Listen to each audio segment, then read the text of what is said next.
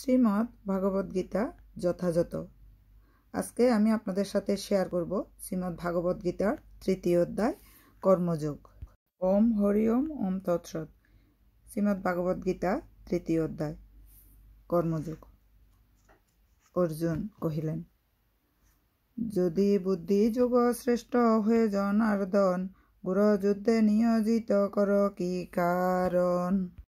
অর্জুন বললেন, হে জনার্দন, হে কেশব, যদি তোমার মতে কর্ম অপেক্ষা ভক্তি বিষয়নী বুদ্ধি শ্রেয়তর হয়, তাহলে এই ভয়ানক যুদ্ধে নিযুক্ত হওয়ার জন্য কেন আমাকে প্ররোচিত করছ?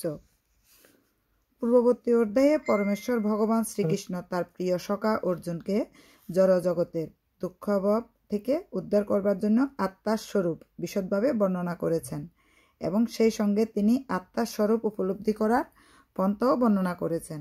সেই পথ হচ্ছে বুদ্ধিযোগ, অর্থাৎ কৃষ্ণ ভাবনা। কখনো কখনো এই বুদ্ধিযোগের কদর্থ করে একদল নিষ্কর্মা লোক কর্মবিমুখতার আশ্রয় গ্রহণ করে। কৃষ্ণ ভাবনার নাম করে তারা নির্জনে বসে কেবল হরিনাম জপ করে কৃষ্ণ ভাবনাময় হয়ে ওঠার দুরাশা করে, কিন্তু যথাযথভাবে ভাগবত তত্ত্বজ্ঞানের শিক্ষা লাভ না করে নির্জনে বসে কৃষ্ণ নাম জপ করলে নিরীহ অজ্ঞ লোকের সস্তা বাহাবা পাওয়া যেতে পারে, কিন্তু তাতে কোনো লাভ হয় না। অর্জুনও প্রথমে বুদ্ধিযোগ বা ভক্তিযোগকে কর্মজীবন থেকে অবসর নেয়ার নামান্তর বলে বিবেচনা করেছিলেন এবং মনে করেছিলেন নির্জন অরণ্যে কৃচ্ছ সাধনা ও তপস্যার জীবনযাপন করবেন। পক্ষান্তরে তিনি কৃষ্ণ ভাবনার অজুহাত দেখিয়ে সুকৌশলে কুরুক্ষেত্রের যুদ্ধ থেকে নিরস্ত হতে চেয়েছিলেন। কিন্তু নিষ্ঠাবান শিষ্যের মতো যখন তিনি তার গুরুদেব ভগবান শ্রীকৃষ্ণকে তার কর্তব্য সম্বন্ধে জিজ্ঞেস করলেন, তখন ভগবান শ্রীকৃষ্ণ এ তৃতীয় অধ্যায়ে তাকে কর্মযোগ বা কৃষ্ণ ভাবনাময় কর্ম সম্বন্ধে ব্যাখ্যা করে শোনান। গীতার গান। দেখতে কথায় বুদ্ধি মোহিত যে হয়, নিশ্চিত যা হয় কহ শ্রেয় উপজয়। তুমি যেন দৈত্যবোধক বাক্যের দ্বারা আমার বুদ্ধি বিভ্রান্ত করছো, তাই দয়া করে আমাকে নিশ্চিতভাবে বলো কোনটি আমার পক্ষে সবচেয়ে শ্রেয়স্কর।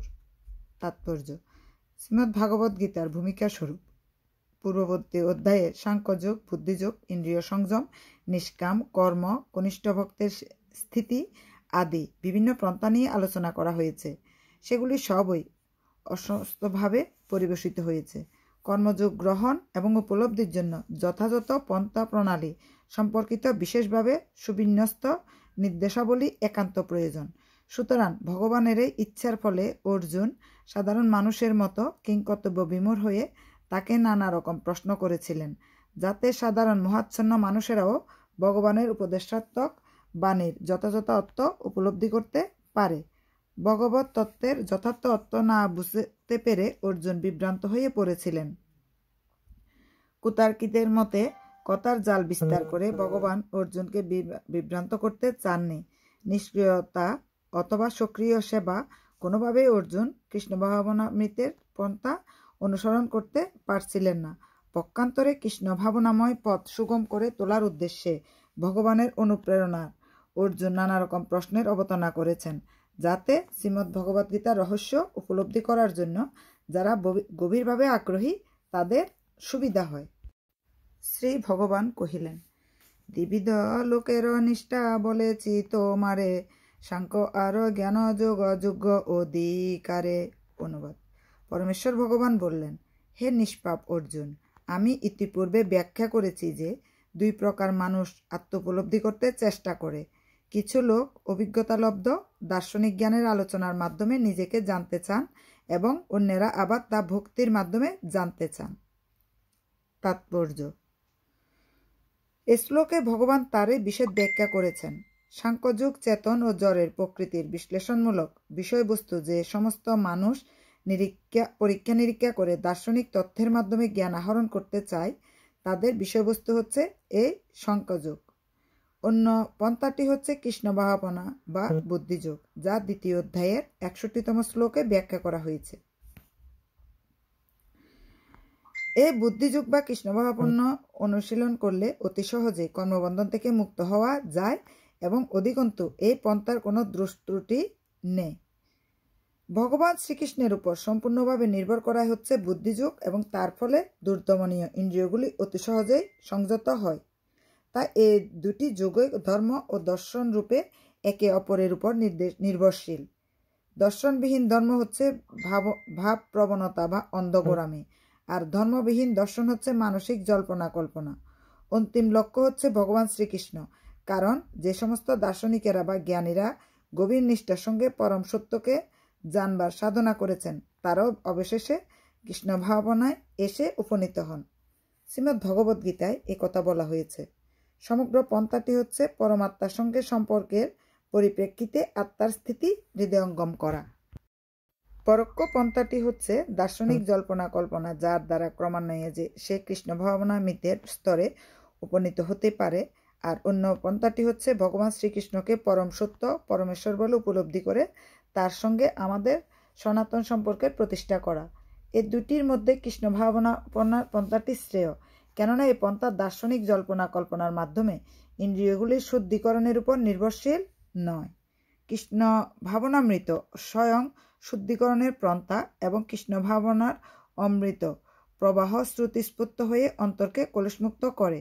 ভক্তি নিবেদনের প্রত্যন্ত পন্থারূপে এই পথ সহজ ও উচ্চতরের। গীতার গান।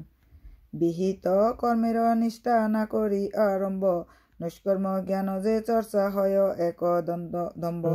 বিহিত কর্মের ত্যাগে চিত্ত শুদ্ধি নয়, কেবল সন্ন্যাসে কার্য সিদ্ধি নাহি হয়। কেবল কর্মের অনুষ্ঠান না করার মাধ্যমে কর্মফল থেকে মুক্ত হওয়া যায় না, আবার কর্মত্যাগের মাধ্যমেও সিদ্ধি লাভ করা যায় না। শাস্ত্রের নির্দেশ অনুযায়ী বিধিনিষেধের আচরণ করার ফলে যখন অন্তর পবিত্র হয় এবং জড়বন্ধনগুলি শিথিল হয়ে যায়, তখন মানুষ সর্বত্যাগী জীবনধারায় সন্ন্যাস আশ্রম গ্রহণ করার যোগ্য হয়। অন্তর পবিত্র না হলে, সম্পূর্ণভাবে কামনা বাসনা থেকে মুক্ত না হলে সন্ন্যাস গ্রহণ করার কোনো মানে হয় না। মায়াবাদী জ্ঞানীরা মনে করে সংসার ত্যাগ করে সন্ন্যাস গ্রহণ করা মাত্রই অথবা সকাম কর্ম পরিহার করা মাত্রই তারা তৎক্ষণাৎ নারায়ণের মতো ভগবান হয়ে যায়। ভগবান শ্রীকৃষ্ণ কিন্তু তা অনুমোদন করছেন না। অন্তর পবিত্র না করে জড়বন্ধন মুক্ত না হয়ে সন্ন্যাস নিলে তা কেবল সমাজ ব্যবস্থায় উৎপাতেরই সৃষ্টি করে। পক্ষান্তরে যদি কেউ ভক্তিযোগে ভগবানের সেবা করেন, তবে তার ধর্ম ও আশ্রমজনিত ধর্ম নির্বিশেষে তিনি ভগবানের কৃপা লাভ করেন। ভগবান নিজেই সে কথা বলেছেন, স্বল্পমাবশ্য ধর্মস্য ক্রায়তে মহত ভয়াত। এই ধর্মের স্বল্প আচরণ করলেও জড় জগতের মহাভয় থেকে ত্রাণ পাওয়া যায়। শ্লোক 5 গীতার গান। কনেক সময় মাত্র না করিয়া কর্ম, থাকিতে পারে না কেহ স্বাভাবিক ধর্ম। প্রকৃতির গুণ যথা সবার নির্বন্ধ, সেই কার্য করে যাতে কর্মের বন্ধ। অনুবাদ। সকলেই মায়াজাত গুণসমূহের দ্বারা প্রভাবিত হয়ে অসহায়ভাবে কর্ম করতে বাধ্য হয়। তাই কর্ম না করে কেউ ক্ষণকালও থাকতে পারে না। কর্তব্যকর্ম না করে কেউ থাকতে পারে না। আত্মার ধর্মই হচ্ছে সর্বক্ষণ কর্মরত থাকা। আত্মার উপস্থিতি না থাকলে জড়দেহ চলাফেরা করতে পারে না। প্রকৃতপক্ষে জড়দেহটি একটি নিষ্প্রাণ গাড়ি মাত্র, কিন্তু সেই দেহে অবস্থান করে আত্মা সর্বক্ষণ তাকে সক্রিয় রাখার কর্তব্যকর্ম করে যাচ্ছে এবং এই কর্তব্যকর্ম থেকে সে এক মুহূর্তের জন্য বিরত হতে পারে না। সেহেতু জীবাত্মাকে কৃষ্ণ ভাবনায় মঙ্গলময় কর্মে নিয়োজিত করতে হয়।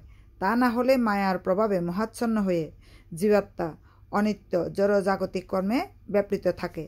জড়া প্রকৃতির সংস্পর্শে আসার ফলে আত্মা জড়গুণের দ্বারা প্রভাবিত হয়ে পড়ে।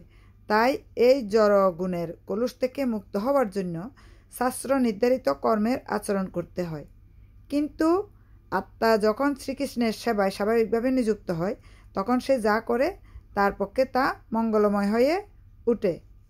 এ প্রসঙ্গে শ্রীমদ্ ভাগবতে বলা হয়েছে, যদি কেউ কৃষ্ণ ভাবনা গ্রহণ করে এবং তখন সে যদি শাস্ত্র নির্দেশিত বিধি নিয়মগুলি নিষেধগুলি পুঙ্খানুপুঙ্খভাবে না মেনেও চলে অথবা তার স্বধর্ম পালন না করে, এমনকি যদি সে অধঃপতিত হয়, তাহলেও তার কোনো রকম ক্ষতি বা অমঙ্গল হয় না। কিন্তু সে যদি পবিত্র হওয়ার জন্য শাস্ত্র নির্দেশিত সমস্ত আচার আচরণ পালনও করে, তাতে তার কী লাভ যদি সে কৃষ্ণ ভাবনাময় না হয়? সুতরাং কৃষ্ণ ভাবনামৃত লাভ করার জন্যই শুদ্ধিকরণের পন্থা গ্রহণ করা আবশ্যক। তাই সন্ন্যাস আশ্রমের অথবা যে কোনো চিত্তশুদ্ধির করণ পন্থার একমাত্র উদ্দেশ্য হচ্ছে কৃষ্ণ ভাবনামৃতের চরম লক্ষ্যে পৌঁছাতে সাহায্য করা। তা না হলে সব কিছুই নিরর্থক। শ্লোক 6। কর্মেন্দ্রিয় রোধ করি মনেতে স্মরণ, ইহা নাহি চিত্তশুদ্ধি নিষ্কর্ম কারণ।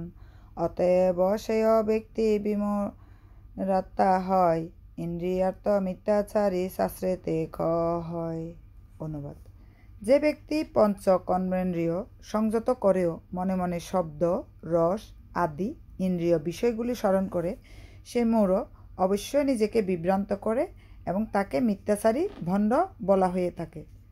তাৎপর্য: অনেক মিথ্যাচারী আছে যারা কৃষ্ণ ভাবনাময় সেবা কার্য করতে চায় না, কেবল ধ্যান করার ভান করে, কিন্তু এতে কোনো কাজ হয় না, কারণ তারা তাদের কর্মেন্দ্রিয়গুলোকে রোধ করলেও মন তাদের সংযত হয় না। পক্ষান্তরে মন অত্যন্ত তীব্রভাবে ইন্দ্রিয় সুখের জল্পনা কল্পনা করতে থাকে।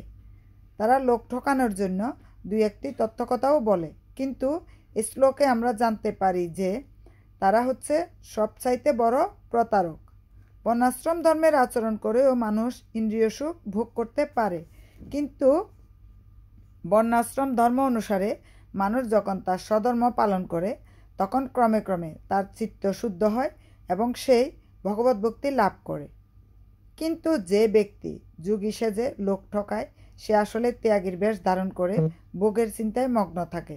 সে হচ্ছে সবচাইতে নিকৃষ্ট স্তরের প্রতারক।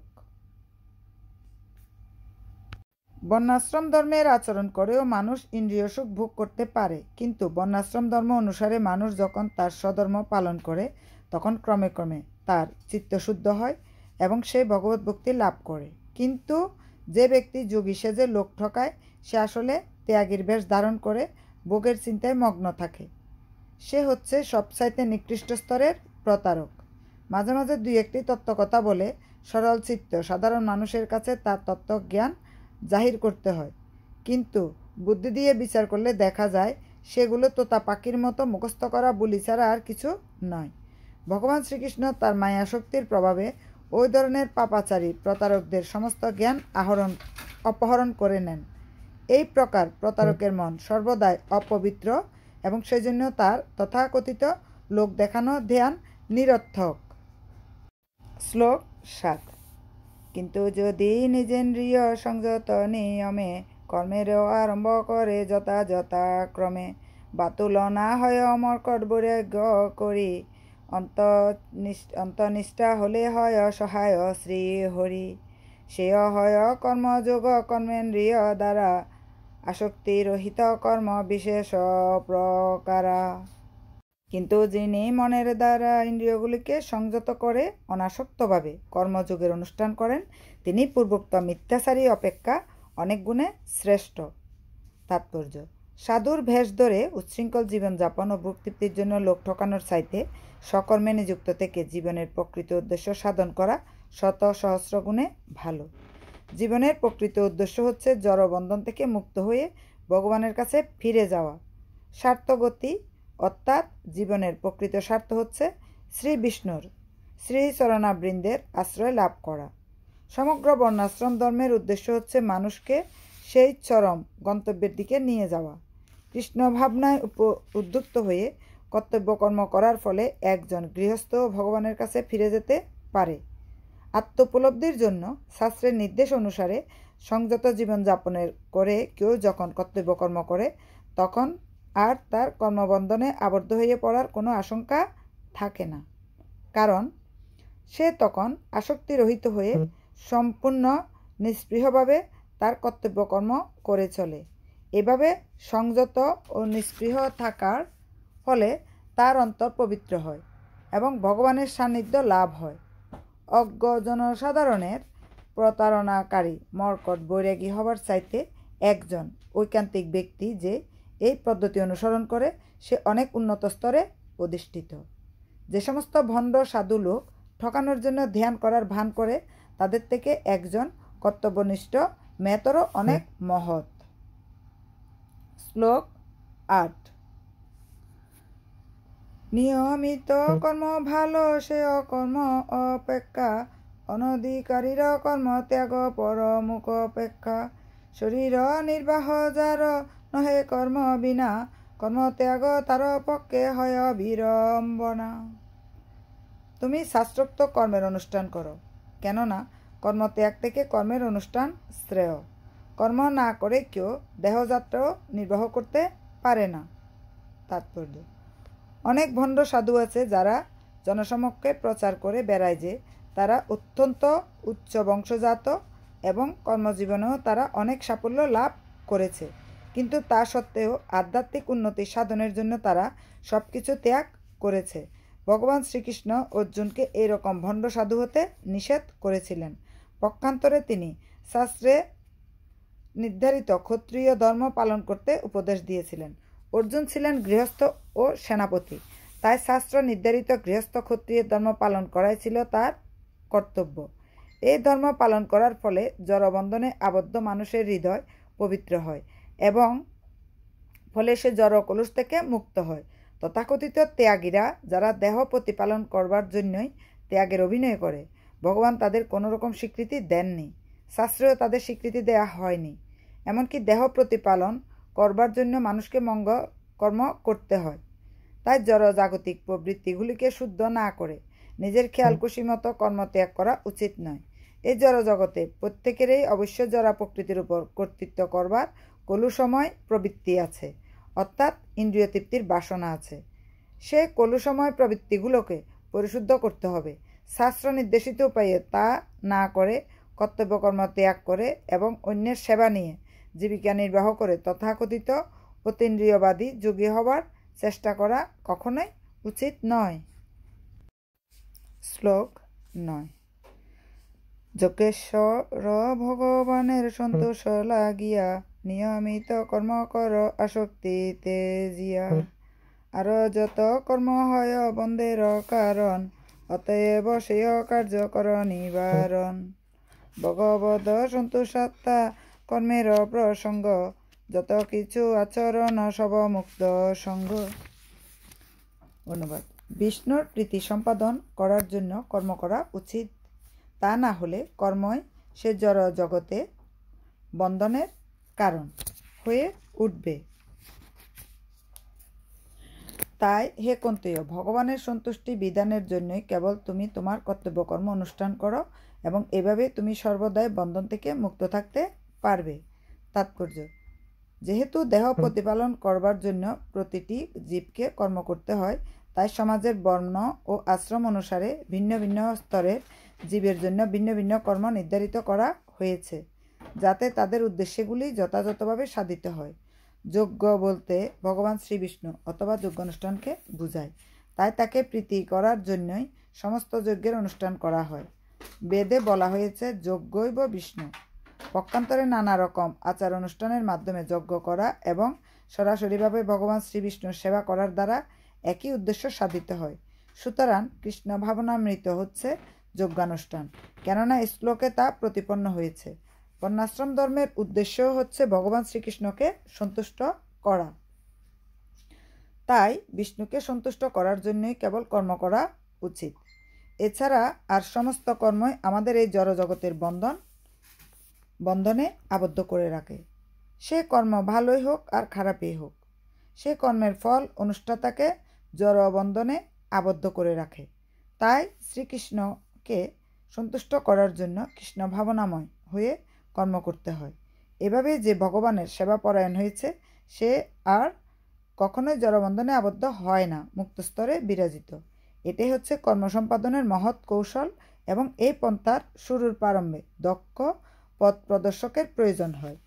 ভগবত তত্ত্বজ্ঞানী শুদ্ধ ভক্তের তত্ত্বাবধানে অথবা স্বয়ং ভগবানের তত্ত্বাবধানে, যেমন ভগবান শ্রীকৃষ্ণের তত্ত্বাবধানে অর্জুন করেছিলেন।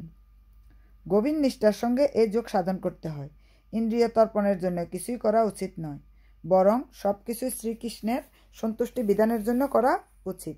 এভাবে অনুশীলনের ফলে শুধু যে কর্মফলের বন্ধন থেকে মুক্ত থাকা যায় তা নয়, তাছাড়া ভগবানের অপ্রাকৃত প্রেমভক্তি স্তরে ক্রমশ উন্নীত হওয়া যায়, যার ফলে তার সচ্চিদানন্দময় পরমধামে উপনীত হওয়া সম্ভব হয়। শ্লোক 10। প্রজাপতি সৃষ্টি করি যজ্ঞের সাধন, উপদেশ করেছিল শুনে প্রজাগণ। যজ্ঞের সাধন করি সুখী হও সবে, যজ্ঞ দ্বারা ভোগ পাবে ইন্দ্রিয় বৈভবে। অনুবাদ। সৃষ্টির প্রারম্ভে সৃষ্টিকর্তা যজ্ঞাদি সহ প্রজা সকল সৃষ্টি করে বলেছিলেন, এই যজ্ঞের দ্বারা তোমরা উত্তরোত্তর সমৃদ্ধ হও, এই যজ্ঞ তোমাদের সমস্ত অভীষ্ট পূর্ণ করবে। তাৎপর্য: ভগবান শ্রীবিষ্ণু এই জড় জগৎ সৃষ্টি করে মায়াময় জীবনের ভগবত ধামে ফিরে যাবার সুযোগ করে দিয়েছেন। পরমেশ্বর ভগবান শ্রীকৃষ্ণের সঙ্গে তাদের যে নিত্য সম্পর্ক রয়েছে, সেই সম্পর্কের কথা ভুলে যাবার ফলে জীব সকল এই জড়া প্রকৃতিতে পতিত হয়ে জড়বন্ধনের দ্বারা আবদ্ধ হয়ে পড়েছে। বেদের বাণী আমাদের এই শাশ্বত সম্পর্কের কথা মনে করিয়ে দেয়। ভগবদ্গীতায় ভগবান বলেছেন, বেদেশ ন সর্বহরমং বৈদ্য। ভগবান বলেছেন যে বেদের উদ্দেশ্য হচ্ছে তাকে জানা। সমস্ত জীবের ঈশ্বর হচ্ছেন ভগবান শ্রী বিষ্ণু। শ্রী সুখদেব গোস্বামী নানাভাবে বর্ণনা করেছেন যে ভগবানই হচ্ছে সব কিছুর গতি। ভগবান বিষ্ণু হচ্ছেন প্রজাপতি। তিনি সমস্ত জীবের প্রতি, তিনি সমস্ত বিশ্ব চরাচরের প্রতি, সমস্ত সৌন্দর্যের প্রতি এবং সকলের ত্রাণকর্তা। তিনি এই জড় জগৎ সৃষ্টি করেছেন যাতে জীব যজ্ঞ অনুষ্ঠান করে তাকে তুষ্ট করতে পারে এবং তার ফলে তারা এই জড় জগতে নিরুদ্বিগ্নভাবে সুখে ও শান্তিতে বসবাস করতে পারে। তারপর এই জড় দেহ ত্যাগ করার পর তারা ভগবানের অপ্রাকৃত সুখে প্রবেশ করতে পারে। অপার করুণাময় ভগবান মায়াবদ্ধ জীবের জন্য এই সমস্ত আয়োজন করে রেখেছেন। যজ্ঞ অনুষ্ঠান করার ফলে বদ্ধ জীব ক্রমশ কৃষ্ণ চেতনা লাভ করে এবং সর্ববিষয়ে ভগবানের দিব্য গুণাবলী অর্জন করে। বৈদিক শাস্ত্রে এই কলিযুগে সংকীর্তন যজ্ঞ এবং সংঘবদ্ধভাবে উচ্চস্বরে ভগবানের নাম কীর্তন করার নির্দেশ দেওয়া হয়েছে। শ্রী চৈতন্য মহাপ্রভু এই সংকীর্তন যজ্ঞের প্রবর্তন করে গেছেন, যাতে এই যুগের সব জীবই এই জড়বন্ধন মুক্ত হয়ে ভগবানের কাছে ফিরে যেতে পারে। সংকীর্তন যজ্ঞ এবং কৃষ্ণ ভাবনা একই সঙ্গে চলবে। কলিযুগে শ্রী চৈতন্য মহাপ্রভু রূপে অবতরণ করে ভগবান শ্রীকৃষ্ণ যে সংকীর্তন যজ্ঞের প্রবর্তন করেছেন তা বলা হয়েছে শ্রীমদ্ ভাগবত গীতায়। এই কলিযুগে যথেষ্ট বুদ্ধিমত্তা সম্পন্ন মনীষীরা সংকীর্তন যজ্ঞের দ্বারা পার্শ্বদমুক্ত ভগবান শ্রী গৌরহরির আরাধনা করবেন। বৈদিক শাস্ত্রে আর যে সমস্ত যাগযজ্ঞের কথা বলা হয়েছে সেগুলো অনুষ্ঠান করা এই কলিযুগে সম্ভব নয়, কিন্তু সংকীর্তন যজ্ঞ এত সহজ ও উচ্চ স্তরের যে সকল উদ্দেশ্য অনায়াসে যে কেউ এই যজ্ঞ অনুষ্ঠান করতে পারে এবং শ্রীমদ্ ভগবত গীতায় তা প্রতিপন্ন হয়েছে। শ্লোক 11। অধিকারী দেবগণ যজ্ঞের প্রভাবে যজ্ঞ অনুষ্ঠান দেখি সবে প্রীত হবে। পরস্পর প্রীতিভাব হলে সম্পাদন ভোগের সামগ্রী শ্রেয় নহে অনটন। তোমাদের যজ্ঞ অনুষ্ঠানে প্রীত হয়ে দেবতারা তোমাদের প্রীতি সাধন করবেন। এভাবে পরস্পরের প্রীতি সম্পাদন করার মাধ্যমে তোমরা পরম মঙ্গল লাভ করবে। ভগবান জড়জগতের দেখাশোনার ভার ন্যস্ত করেছেন বিভিন্ন দেবদেবীর উপর। এই জড়জগতে প্রতিটি জীবের জীবন ধারণের জন্য আলো, বাতাস, জল আদির প্রয়োজনীয়তা অপরিহার্য। ভগবান তাই এ সমস্ত অকাতরে দান করেছেন এবং এ সমস্ত বিভিন্ন শক্তির তত্ত্বাবধান করার ভার তিনি দিয়েছেন বিভিন্ন দেবদেবীর উপর, যারা হচ্ছেন তার দেহের বিভিন্ন অংশস্বরূপ। এ সমস্ত দেবদেবীর প্রসন্নতা ও অপ্রসন্নতা নির্ভর করে মানুষের যজ্ঞ অনুষ্ঠান করার উপর। ভিন্ন ভিন্ন যজ্ঞ ভিন্ন ভিন্ন দেবদেবীর তুষ্টি সাধনের জন্য অনুষ্ঠিত হয়, কিন্তু তা হলেও সমস্ত যজ্ঞের যজ্ঞপতি এবং পরম ভোক্তা রূপে শ্রীবিষ্ণুর আরাধনা করা হয়। ভাগবত গীতাতে বলা হয়েছে যে শ্রীকৃষ্ণ স্বয়ং সমস্ত যজ্ঞের ভোক্তা, তাই যজ্ঞপতির চরম তুষ্টি বিধান করাই হচ্ছে সমস্ত যজ্ঞের প্রধান উদ্দেশ্য। এই সমস্ত যজ্ঞগুলি যখন সুচারুরূপে অনুষ্ঠিত হয় তখন বিভিন্ন বিভাগীয় প্রধান দেবদেবীরা সন্তুষ্ট হয়ে প্রচুর পরিমাণে প্রাকৃতিক ঐশ্বর্য দান করেন এবং মানুষের তখন আর কোনো অভাব থাকে না। এভাবে যজ্ঞ অনুষ্ঠান করলে ধন ঐশ্বর্য লাভ করা হয় ঠিকই, কিন্তু এই লাভগুলি যজ্ঞের মুখ্য উদ্দেশ্য নয়। যজ্ঞের মুখ্য উদ্দেশ্য হচ্ছে জড়বন্ধন থেকে মুক্ত হওয়া। যজ্ঞপতি বিষ্ণু যখন প্রীত হয় তখন তিনি জীবকে মায়ার বন্ধন থেকে মুক্ত করেন। যজ্ঞ অনুষ্ঠানের ফলে সব রকমের কার্যকলাপ পরিশুদ্ধ হয়। তাই বেদে বলা হয়েছে যে যজ্ঞ অনুষ্ঠান করার ফলে খাদ্য সামগ্রী শুদ্ধ হয় এবং তা আহার করার ফলে জীবের সত্তা শুদ্ধ হয়। সত্তা শুদ্ধ হবার ফলে স্মৃতি শুদ্ধ হয় এবং তখন সে মোক্ষ লাভের পথ খুঁজে পায়। এভাবে জীবের চেতনা কলুষমুক্ত হয়ে কৃষ্ণ ভাবনার পথে অগ্রসর হয়। এ শুদ্ধ চেতনা সুপ্ত হয়ে গেছে বলেই আজকের জগৎ এই রকম বিভ্রান্ত হয়ে পড়েছে। শ্লোক 12। যজ্ঞেতে সন্তুষ্ট হয়ে অভিষ্ট যে ভোগ, দেবতারা দেহ সব প্রচুর প্রয়োগ, সেই দত্ত অন্ন যাহা দেবতারা দেয়, তাহাদের না দিয়া খাইছর সে হয়। যজ্ঞের ফলে সন্তুষ্ট হয়ে দেবতারা তোমাদের বাঞ্ছিত ভোগ্য বস্তু প্রদান করবেন, কিন্তু দেবতাদের প্রদত্ত বস্তু তাদের নিবেদন না করে যে ভোগ করে সে নিশ্চয় চোর। জীবন ধারণ করার জন্য যা কিছু প্রয়োজন তা সবই ভগবান শ্রীবিষ্ণুর নির্দেশ অনুসারে বিভিন্ন দেবদেবীরা সমারোহ করেছেন। তাই যজ্ঞ অনুষ্ঠান করে এ সমস্ত দেবদেবীদের তুষ্ট করতে শাস্ত্রে নির্দেশ দেওয়া হয়েছে। বেদে বিভিন্ন দেবদেবীর উদ্দেশ্যে বিভিন্ন যজ্ঞ করার নির্দেশ দেওয়া হয়েছে, কিন্তু সমস্ত যজ্ঞের পরম ভোক্তা হচ্ছেন স্বয়ং ভগবান। যাদের ভগবান সম্বন্ধে কোনো ধারণা নেই, যারা অল্প বুদ্ধিসম্পন্ন, বিভিন্ন দেবদেবীর উদ্দেশ্যে তাদের যজ্ঞ অনুষ্ঠান করতে বলা হয়েছে। মানুষেরা যে বিভিন্ন জড় গুণের দ্বারা প্রভাবিত, সেই অনুসারে বেদে বিভিন্ন ধরনের যজ্ঞ করার নির্দেশ দেওয়া হয়েছে। এইভাবে বিভিন্ন গুণ অনুসারে বিভিন্ন দেবদেবীর পূজা করাও নির্দেশ দেওয়া হয়েছে। যেমন যারা মাংসাশী, তাদের জরা প্রকৃতির বিভৎস্বরূপী কালীর পূজা করার নির্দেশ দেওয়া হয়েছে এবং কালীর কাছে পশু বলি দেওয়ার বিধান দেওয়া হয়েছে। কিন্তু যারা সত্যগুণে অধিষ্ঠিত, তাদের নির্দেশ দেওয়া হয়েছে পরমেশ্বর ভগবান শ্রী বিষ্ণুর আরাধনা করতে। সমস্ত যজ্ঞের উদ্দেশ্য হচ্ছে ধীরে ধীরে জড় স্তর অতিক্রম করে অপ্রাকৃত স্তরে উন্নতি হওয়া। সাধারণ লোকদের অন্তত পঞ্চমহাযজ্ঞ নামক 5টি যজ্ঞের অনুষ্ঠান করা অবশ্যই কর্তব্য।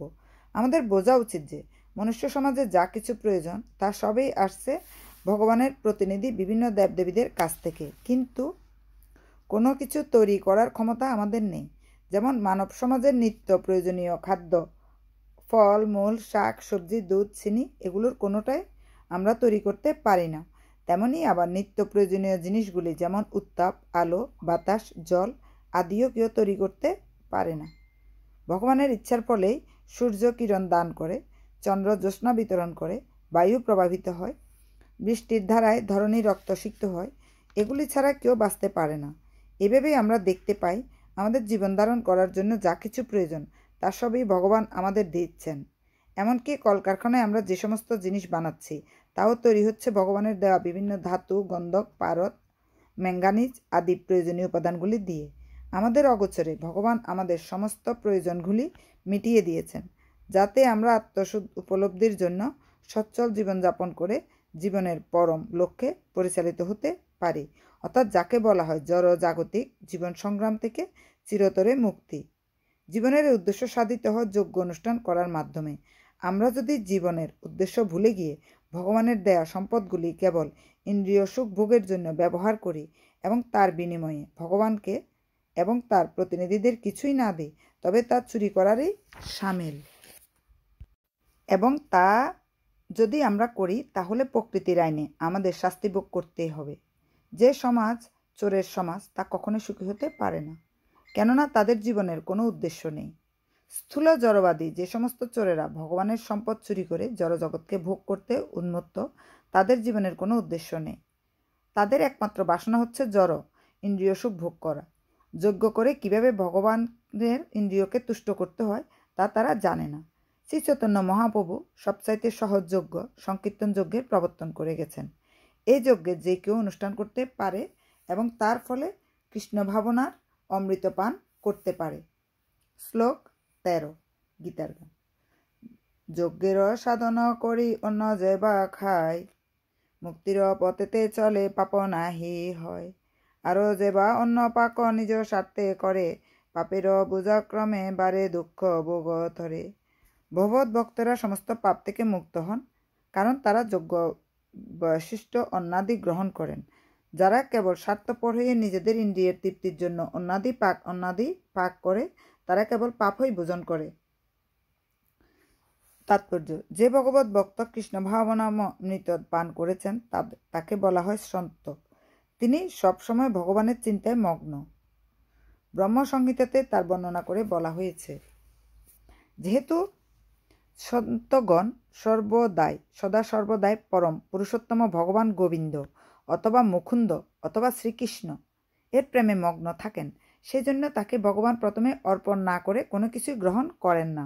তাই এই ধরনের ভক্তরা শ্রবণ, কীর্তন, স্মরণ, অর্চন আদি বিবিধ ভক্তির অঙ্গের দ্বারা সর্বক্ষণে যজ্ঞ অনুষ্ঠান করেছেন, এবং এ সমস্ত অনুষ্ঠানের ফলে তারা কখনোই জড় জগতের কলুষতার দ্বারা প্রভাবিত হন না। অন্য সমস্ত লোকেরা যারা আত্মতৃপ্তির জন্য নানা রকম উপাদেয় খাদ্য প্রস্তুত করে খায়, শাস্ত্রে তাদের চোর বলে গণ্য করা হয়েছে, এবং তাদের সেই খাদ্যের সঙ্গে সঙ্গে তারা প্রতি গ্রাসে গ্রাসে পাপও গ্রহণ করে। যে মানুষ চোর ও পাপী, সে কি করে সুখী হতে পারে? তা কখনোই সম্ভব নয়। তাই সর্বতোভাবে সুখী হওয়ার জন্য তাদের কৃষ্ণ ভাবনাময় উদ্বুদ্ধ হয়ে কীর্তন, যজ্ঞ করার শিক্ষা গ্রহণ করতে হবে। তা না হলে এই পৃথিবীতে সুখ ও শান্তি লাভের কোনো আশাই নেই। শ্লোক 14। অন্ন খেয় জীব বাঁচে অন্ন যে জীবন, সেই অন্ন উৎপাদনে বৃষ্টি যে কারণ। সেই বৃষ্টি হয় যদি যজ্ঞ কার্যে হয়, সেই যজ্ঞ সাধ্য হয় কর্মের কারণ। অন্ন খেয়ে প্রাণীগণ জীবন ধারণ করে, বৃষ্টি হওয়ার ফলে অন্ন উৎপন্ন হয়, যজ্ঞ অনুষ্ঠান করার ফলে বৃষ্টি উৎপন্ন হয়, এবং শাস্ত্রোক্ত কর্ম থেকে যজ্ঞ উৎপন্ন হয়।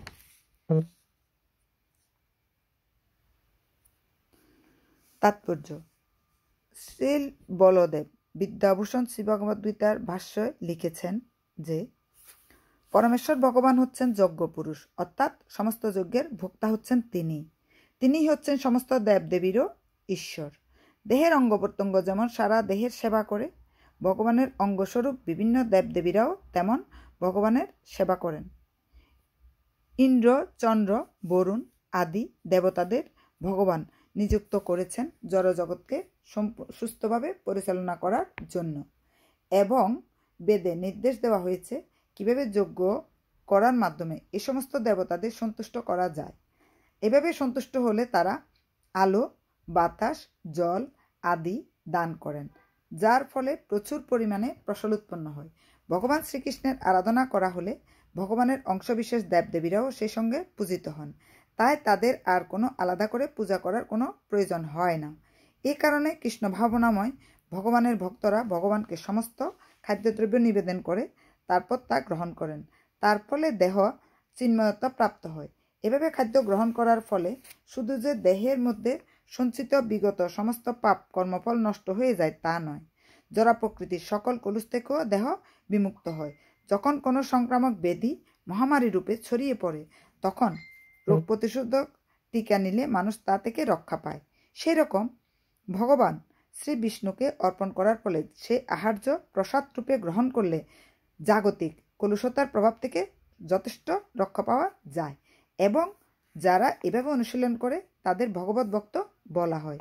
তাই কৃষ্ণ ভাবনাময় ব্যক্তি যিনি কেবল কৃষ্ণ প্রসাদ গ্রহণ করে জীবন ধারণ করেন, তিনি বিগত জড় সংক্রমণগুলিকে প্রতিরোধ করতে পারেন, এবং এই সংক্রমণগুলি আত্ম উপলব্ধির উন্নতির পথে বাধা স্বরূপ।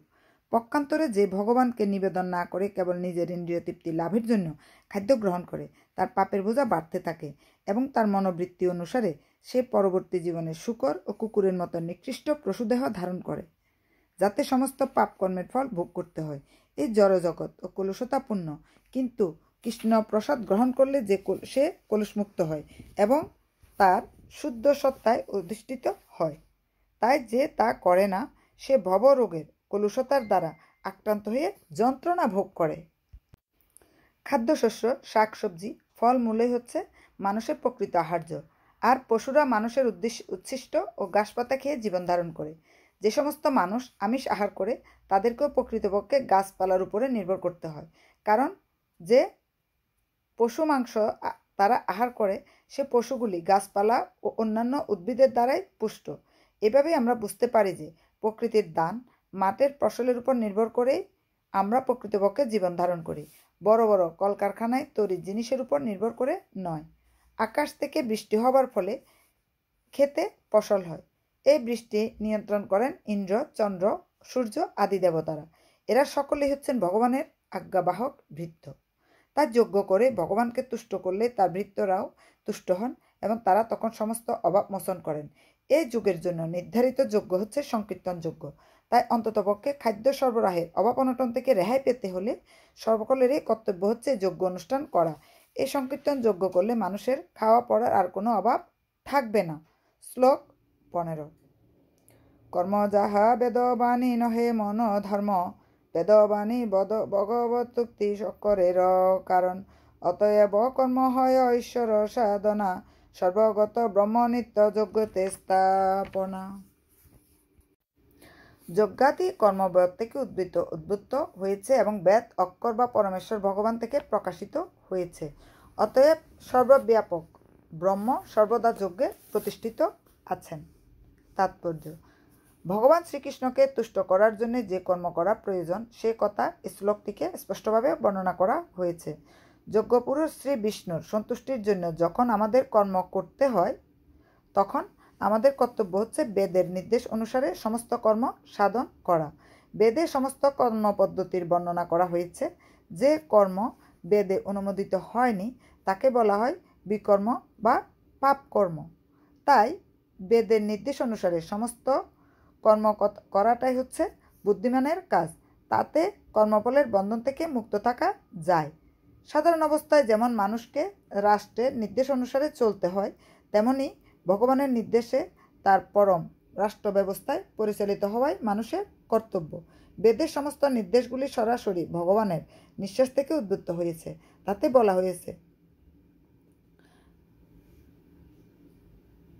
বলা হয়েছে যে সব কয়টি বেদই ভগবানের নিঃশ্বাস থেকে উদ্বুদ্ধ হয়েছে। ভগবান সর্বশক্তিমান আমরা সবাই জানি। তিনি নিঃশ্বাসের দ্বারাও কথা বলতে পারেন। ব্রহ্মসংহিতাতে বলা হয়েছে সর্বশক্তিমান ভগবান তার যে কোনো ইন্দ্রিয়ের দ্বারা সব কয়টি ইন্দ্রিয়ের কাজ করতে পারেন, অর্থাৎ ভগবান তার নিঃশ্বাসের দ্বারা কথা বলতে পারেন, তার দৃষ্টির দ্বারা গর্ভসঞ্চার করতে পারেন। প্রকৃতপক্ষে ভগবান জরা প্রকৃতির প্রতি দৃষ্টিপাত করেন এবং তার ফলে সমস্ত বিশ্ব চরাচরে প্রাণের সঞ্চার হয়।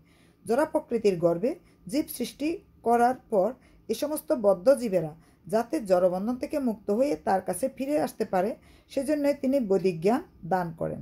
আমাদের মনে রাখা উচিত এই জড়জগতের প্রতিটি বন্ধ জীবই হচ্ছে সুখভোগ করতে চায়, কিন্তু বৈদিক নির্দেশাবলী এভাবেই রচিত হয়েছে যে আমরা যে আমাদের বিকৃত বাসনাগুলিকে পরিতৃপ্ত করতে পারি, তারপর তথাকথিত সুখভোগ সমাপ্ত করে ভগবত ধামে ফিরে যেতে পারি। জড়জগতের দুঃখময় বন্ধন থেকে মুক্ত হবার জন্য ভগবান জীবকে এভাবে করুণা করেছেন। তাই প্রতিটি জীবের কর্তব্য হচ্ছে কৃষ্ণ ভাবনায় উদ্বুদ্ধ হয়ে সংকীর্তন যজ্ঞ করা। যারা বৈদিক নির্দেশ অনুসারে জীবন যাপন করতে পারে না, তারা যদি কৃষ্ণ চেতনায় বা কৃষ্ণ ভক্তি লাভ করতে পারে তবে তারাও বৈদিক যজ্ঞের সমস্ত সুফলগুলি প্রাপ্ত হয়। ওম হরি ওম তৎসৎ। শ্লোক 16 গীতার গান। সে ব্রহ্মের চক্র আছে প্রবর্তিত, সে চক্রে যে নাহি হয় বিশেষ বর্তিত, পাপের জীবন তার অতি ভয়ঙ্কর, ইন্দ্রিয় প্রীতয়ে করে পাপ পরস্পর। অনুবাদ: হে অর্জুন, যে ব্যক্তি এই জীবনে বেদের দ্বারা প্রতিষ্ঠিত যজ্ঞ অনুষ্ঠানের পন্থা অনুসরণ করে না, সে ইন্দ্রিয় সুখ পরায়ণ পাপী ব্যক্তি বৃথা জীবন ধারণ করে। তাৎপর্য: বৈষয়িক জীবন দর্শন অনুযায়ী অক্লান্ত পরিশ্রমের দ্বারা অর্থ উপার্জন করে ইন্দ্রিয় সুখ ভোগ করার যে অর্থহীন প্রচেষ্টা তা অতি ভয়ঙ্কর। পাপের জীবন বলে ভগবান তা পরিত্যাগ করতে নির্দেশ দিয়েছেন। তাই যারা জড়জাগতিক সুখ ভোগ করতে চায় তাদের এই সমস্ত যজ্ঞ অনুষ্ঠান করা অবশ্যই কর্তব্য। যারা তা করে না তারা অত্যন্ত জঘন্য জীবনযাপন করছে, কারণ তাদের পাপের বোঝা ক্রমশই বেড়ে চলেছে এবং তারা ক্রমশই অধপতিত হচ্ছে। প্রকৃতির নিয়মে এই মনুষ্য জীবন পাওয়ার বিশেষ উদ্দেশ্য হচ্ছে কর্মযোগ, জ্ঞানযোগ ও ভক্তিযোগের মধ্যে একটিকে অবলম্বন করে আত্ম উপলব্ধি করা। পাপ পুণ্যের অতীত পরমার্থবাদীদের কঠোরভাবে শাস্ত্রোক্ত যজ্ঞ অনুষ্ঠান করার কোনো আবশ্যকতা নেই, কিন্তু যারা জড় বিষয় ভোগে লিপ্ত তাদের এই সমস্ত যজ্ঞ করার মাধ্যমে পবিত্র হওয়া প্রয়োজন। মানুষ নানা ধরনের কর্মে লিপ্ত থাকতে পারে, কিন্তু ভগবানের সেবায় কর্ম না করা হলে সমস্ত কর্মই সাধিত হয় ইন্দ্রিয় তৃপ্তির জন্য। তাই পুণ্যকর্ম করে তাদের পাপের ভার লাঘব করতে হয়। যে সমস্ত মানুষ কামনা বাসনার বন্ধনে আবদ্ধ তারা ইন্দ্রিয় সুখ ভোগ করতে চায়।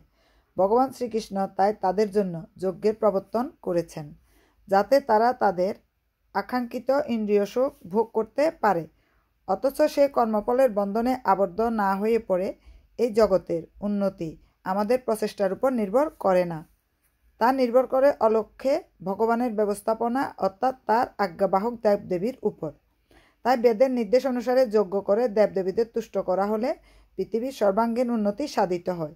আপাত দৃষ্টিতে মনে হয় যে বিভিন্ন দেবদেবীদের তুষ্ট করার জন্য যজ্ঞের অনুষ্ঠান করা হয়, কিন্তু প্রকৃতপক্ষে যজ্ঞ অনুষ্ঠান করার উদ্দেশ্য হচ্ছে ভগবান শ্রীকৃষ্ণকে তুষ্ট করা, এবং এভাবে যজ্ঞ অনুষ্ঠান করতে করতে জীবের অন্তরে কৃষ্ণ ভক্তির বিকাশ হয়। কিন্তু যজ্ঞ অনুষ্ঠান করা সত্ত্বেও যদি অন্তরে কৃষ্ণ ভক্তির উদয় না হয়, তবে বুঝতে হবে তা কেবল উদ্দেশ্যহীন নৈতিক আচার অনুষ্ঠান ছাড়া আর কিছু নয়। তাই মানুষের কর্তব্য হচ্ছে বেদের নির্দেশগুলোকে কেবল নৈতিক আচার অনুষ্ঠানের মধ্যে সীমিত না রেখে তার মাধ্যমে কৃষ্ণ ভক্তি লাভের চেষ্টা করা। শ্লোক 17 গীতার গান। আরো যে বুঝিয়াছে আত্মতত্ত্ব সার, কার্যকর্ম কিছু নাই করিবার তার। পুণ্যজ্ঞানে ভগবানে ভক্তি করে যেই, আত্মতৃপ্ত আত্মজ্ঞানী তুষ্ট আত্মাতেই। কিন্তু যে ব্যক্তি আত্মাতেই প্রীত, আত্মাতেই তৃপ্ত এবং আত্মাতেই সন্তুষ্ট, তার কোনো কর্তব্য নেই। তাৎপর্য: যিনি সম্পূর্ণভাবে কৃষ্ণ ভাবনাময় এবং কৃষ্ণ সেবায় যিনি সম্পূর্ণভাবে মগ্ন, তার অন্য কোনো কর্তব্য নেই। কৃষ্ণ ভক্তি লাভ করার ফলে তার অন্তর সম্পূর্ণভাবে কলুষমুক্ত হয়ে পবিত্র হয়েছে। হাজার হাজার যজ্ঞ অনুষ্ঠানেও যে ফল লাভ করা যায় না, কৃষ্ণ ভক্তির প্রভাবে তা মুহূর্তের মধ্যে সাধিত হয়। এভাবে চেতনা শুদ্ধ হলে জীবন পরমেশ্বরের সঙ্গে তার নিত্যকালের সম্পর্ক উপলব্ধি করতে পারে। তখন ভগবানের কৃপায় তার কর্তব্য কর্ম স্বয়ং জ্ঞানালোকিত হয়, এবং তাই তিনি তার বৈদিক নির্দেশ অনুসারে কর্তব্য অকর্তব্যের গণ্ডির মধ্যে আবদ্ধ থাকে না। এই রকম কৃষ্ণভক্ত জীবের আর জড় বিষয়াসক্তি থাকে না, এবং কামিনী কাঞ্চনের প্রতি তার কোনো মোহ থাকে না। শ্লোক 18 অর্থানত্ব বিচারাদি আত্মতৃপ্ত নহে, কর্তব্য যাহা কিছু বেদ শাস্ত্র কহে। সে নহে কাহার ঋণী নিজার্থ সাধনে, সর্বস্ব হয়েছে পূর্ণ শরণ্য শরণে। অনুবাদ: আত্মানন্দ অনুভবকারী ব্যক্তির এই জগতে ধর্ম অনুষ্ঠানের কোনো প্রয়োজন নেই, এবং এই প্রকার কর্ম না করারও কোনো কারণ নেই। তাকে অন্য কোনো প্রাণীর উপর নির্ভর করতেও হয় না। যে মানুষ তার স্বরূপ উপলব্ধি করে জানতে পেরেছেন যে তিনি হচ্ছেন ভগবান শ্রীকৃষ্ণের নিত্য দাস, তিনি আর সামাজিক কর্তব্য অকর্তব্যের গণ্ডিতে আবদ্ধ থাকেন না, কারণ তিনি তখন বুঝতে পারেন শ্রীকৃষ্ণের সেবা করাটা হচ্ছে একমাত্র কর্তব্য কর্ম। অনেকে আত্মজ্ঞান লাভ করার নাম করে কর্মবিহীন আলস্যপূর্ণ জীবন যাপন করে, কিন্তু পরবর্তী শ্লোকে ভগবান আমাদের বুঝিয়ে দিয়েছেন নিষ্কর্মা অলস লোকেরা কৃষ্ণ ভক্তি লাভ করতে পারে না, কারণ কৃষ্ণ ভক্তি মানে হচ্ছে কৃষ্ণ সেবা, শ্রীকৃষ্ণের দাসত্ব করা। তাই কৃষ্ণ ভক্ত একটি মুহূর্তকেও নষ্ট হতে দেন না, তিনি প্রতিটি মুহূর্তকেই ভগবানের সেবায় নিয়োজিত করেন।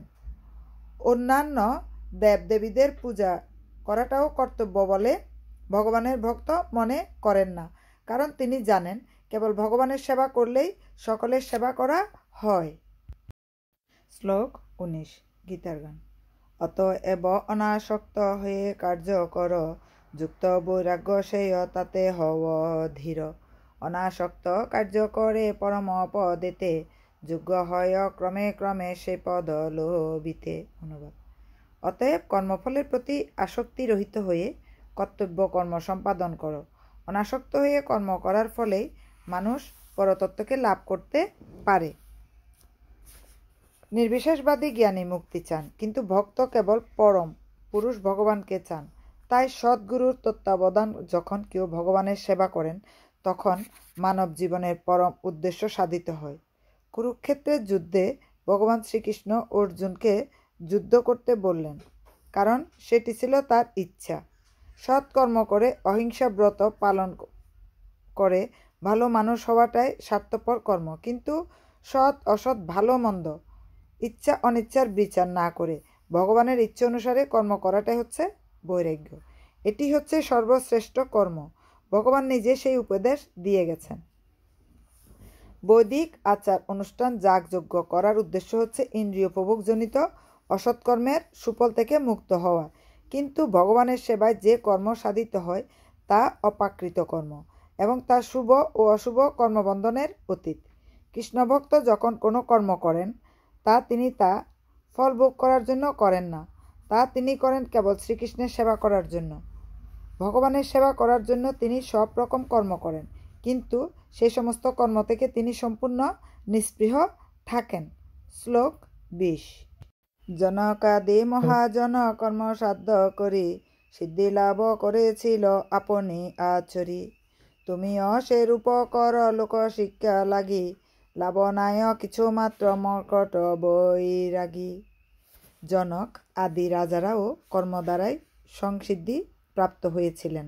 অতএব জনসাধারণকে শিক্ষা দেওয়ার জন্য তোমার কর্ম করা উচিত।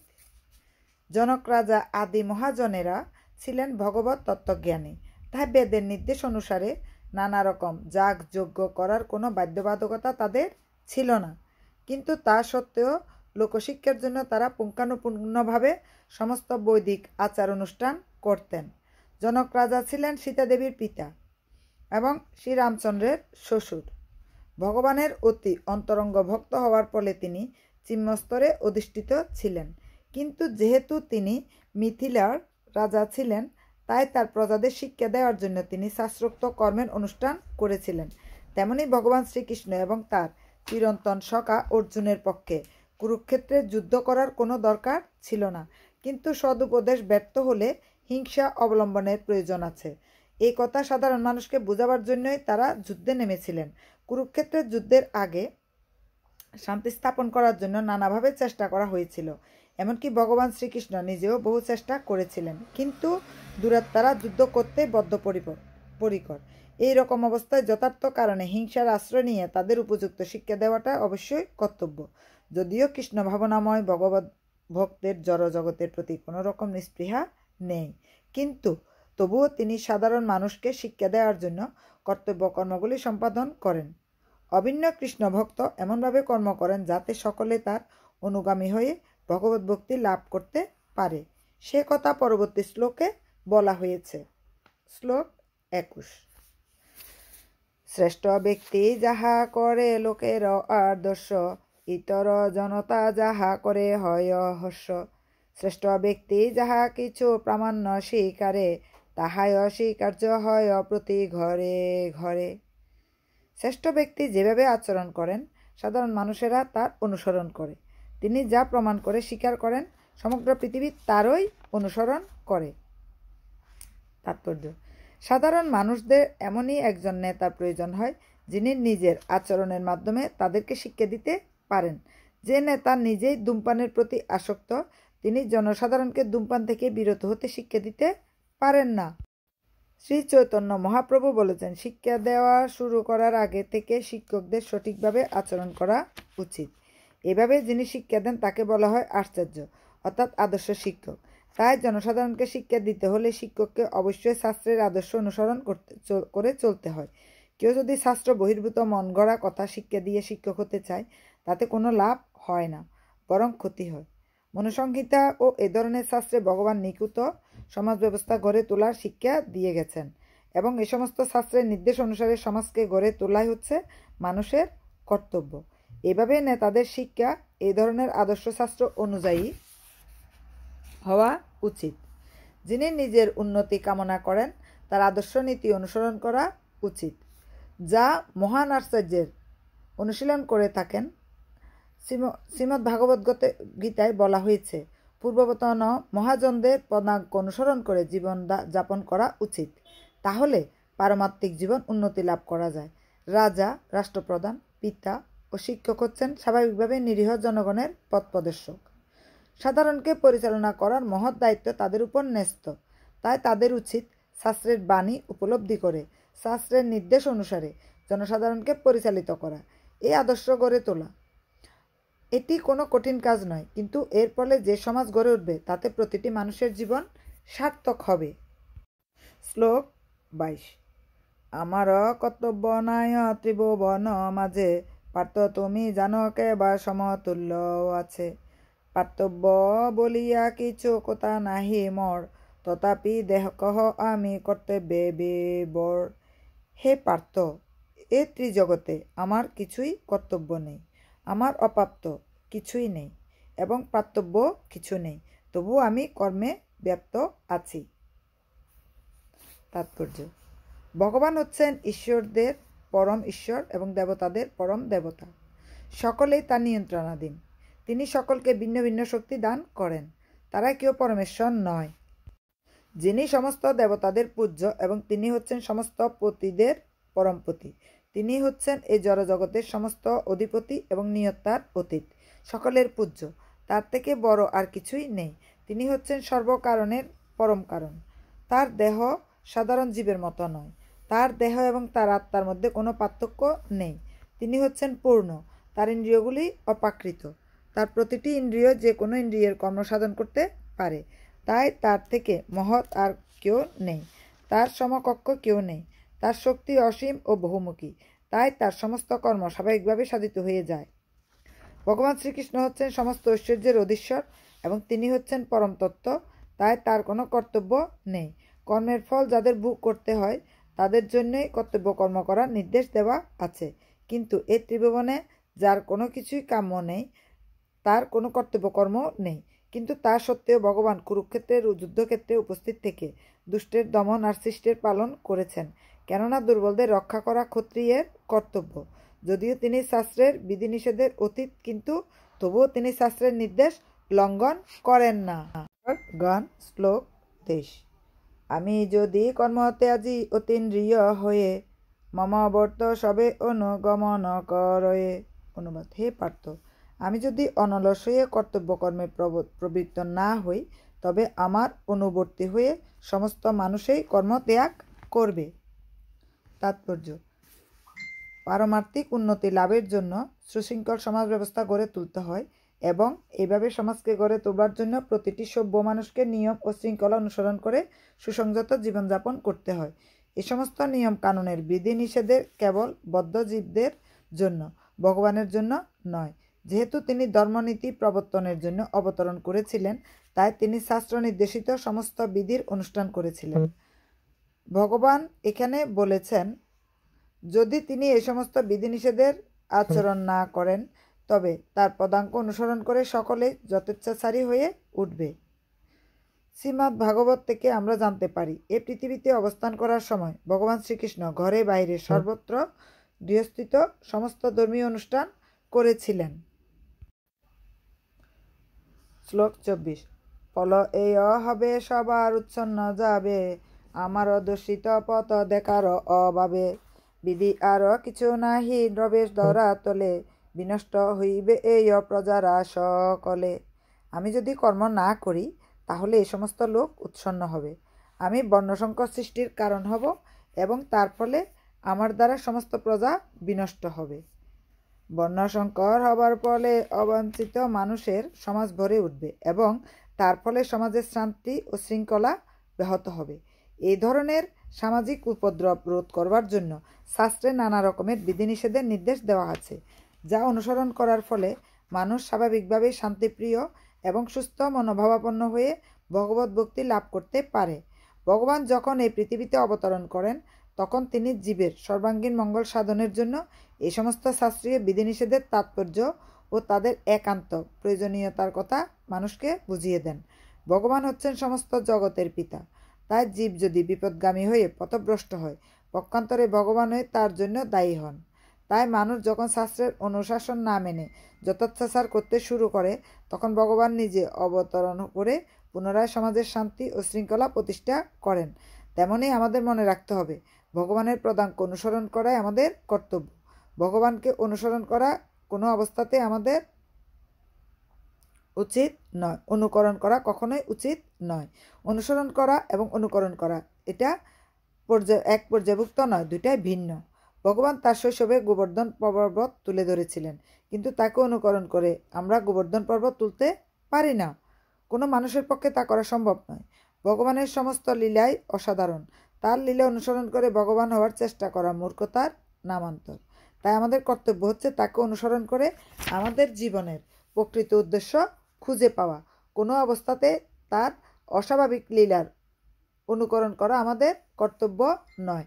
তাই ভাগবত গীতায় বলা হয়েছে, ভগবান এবং তার শক্তিতে শক্তিমান ভক্তদের নির্দেশ সকলের অনুসরণ করা কর্তব্য। তাদের দেয়া উপদেশ আমাদের সর্বাঙ্গীন মঙ্গল সাধন করে এবং যে মানুষ বুদ্ধিমান সে যথার্থভাবে এই সমস্ত উপদেশগুলিকে পালন করে। কিন্তু আমাদের সব সময় সতর্ক থাকা উচিত যাতে আমরা কখনো তাদের অনুকরণ না করি। দেবাদিদেব মহাদেবকে অনুসরণ করে বিষ পান করা আমাদের কখনোই উচিত নয়। আমাদের সর্বদা ঈশ্বরের পথ বিবেচনা করা উচিত।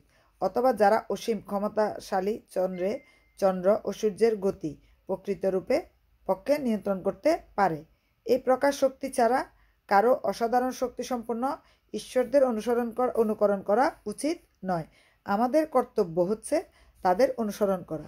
সমুদ্র মন্থনের সময় যে বিষ উঠেছিল তা পান করে মহাদেব জগৎকে রক্ষা করেছিলেন। কিন্তু কোনো সাধারণ মানুষ যদি তার এক কণা বিষও পান করে তবে তার মৃত্যু অবধারিত। কিন্তু মূর্খ লোক আছে যারা নিজেদের মহাদেবের ভক্ত বলে প্রচার করে মহাদেবের বিষ খাওয়ার অনুকরণ করে গাঁজা আদি মাদকদ্রব্য পান করে। তারা জানে না এর মাধ্যমে তাদের মৃত্যুকে তারা ডেকে আনছে।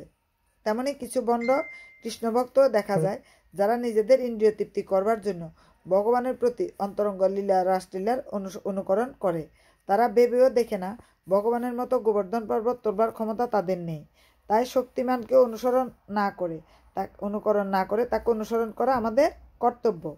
আমাদের শিক্ষা দেওয়ার জন্য ভগবান যে সমস্ত উপদেশ দিয়ে গেছেন তা পালন করলে আমাদের পারমার্থ সাধিত হবে।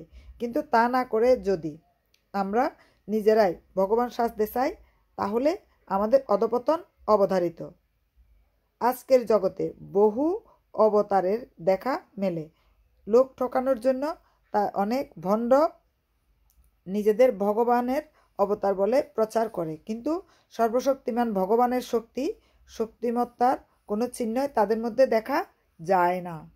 শ্লোক 25 গীতার গান। বিদ্বানের যে কর্তব্য অবিদ্বান সম, বেহযত আসক্ত হয়ে কর্ম সমাগম, অন্তরে আসক্তি নাই লোকের সংগ্রহ, বিদ্বানের হয় সেই অকর্মেতে আগ্রহ। হে ভারত, অজ্ঞানীরা যেমন কর্মফলের প্রতি আসক্ত হয়ে তাদের কর্তব্য কর্ম করে, তেমনি জ্ঞানীরা অনাসক্ত হয়ে মানুষকে সঠিক পথে পরিচালিত করার জন্য কর্ম করবেন। কৃষ্ণ ভাবনাময় ভক্ত এবং কৃষ্ণ ভাবনা বিমুখ অভক্তের মধ্যে পার্থক্য হচ্ছে তাদের মনোবৃত্তির পার্থক্য। কৃষ্ণ ভাবনার উন্নতি সাধনের পক্ষে যা সহায়ক নয়।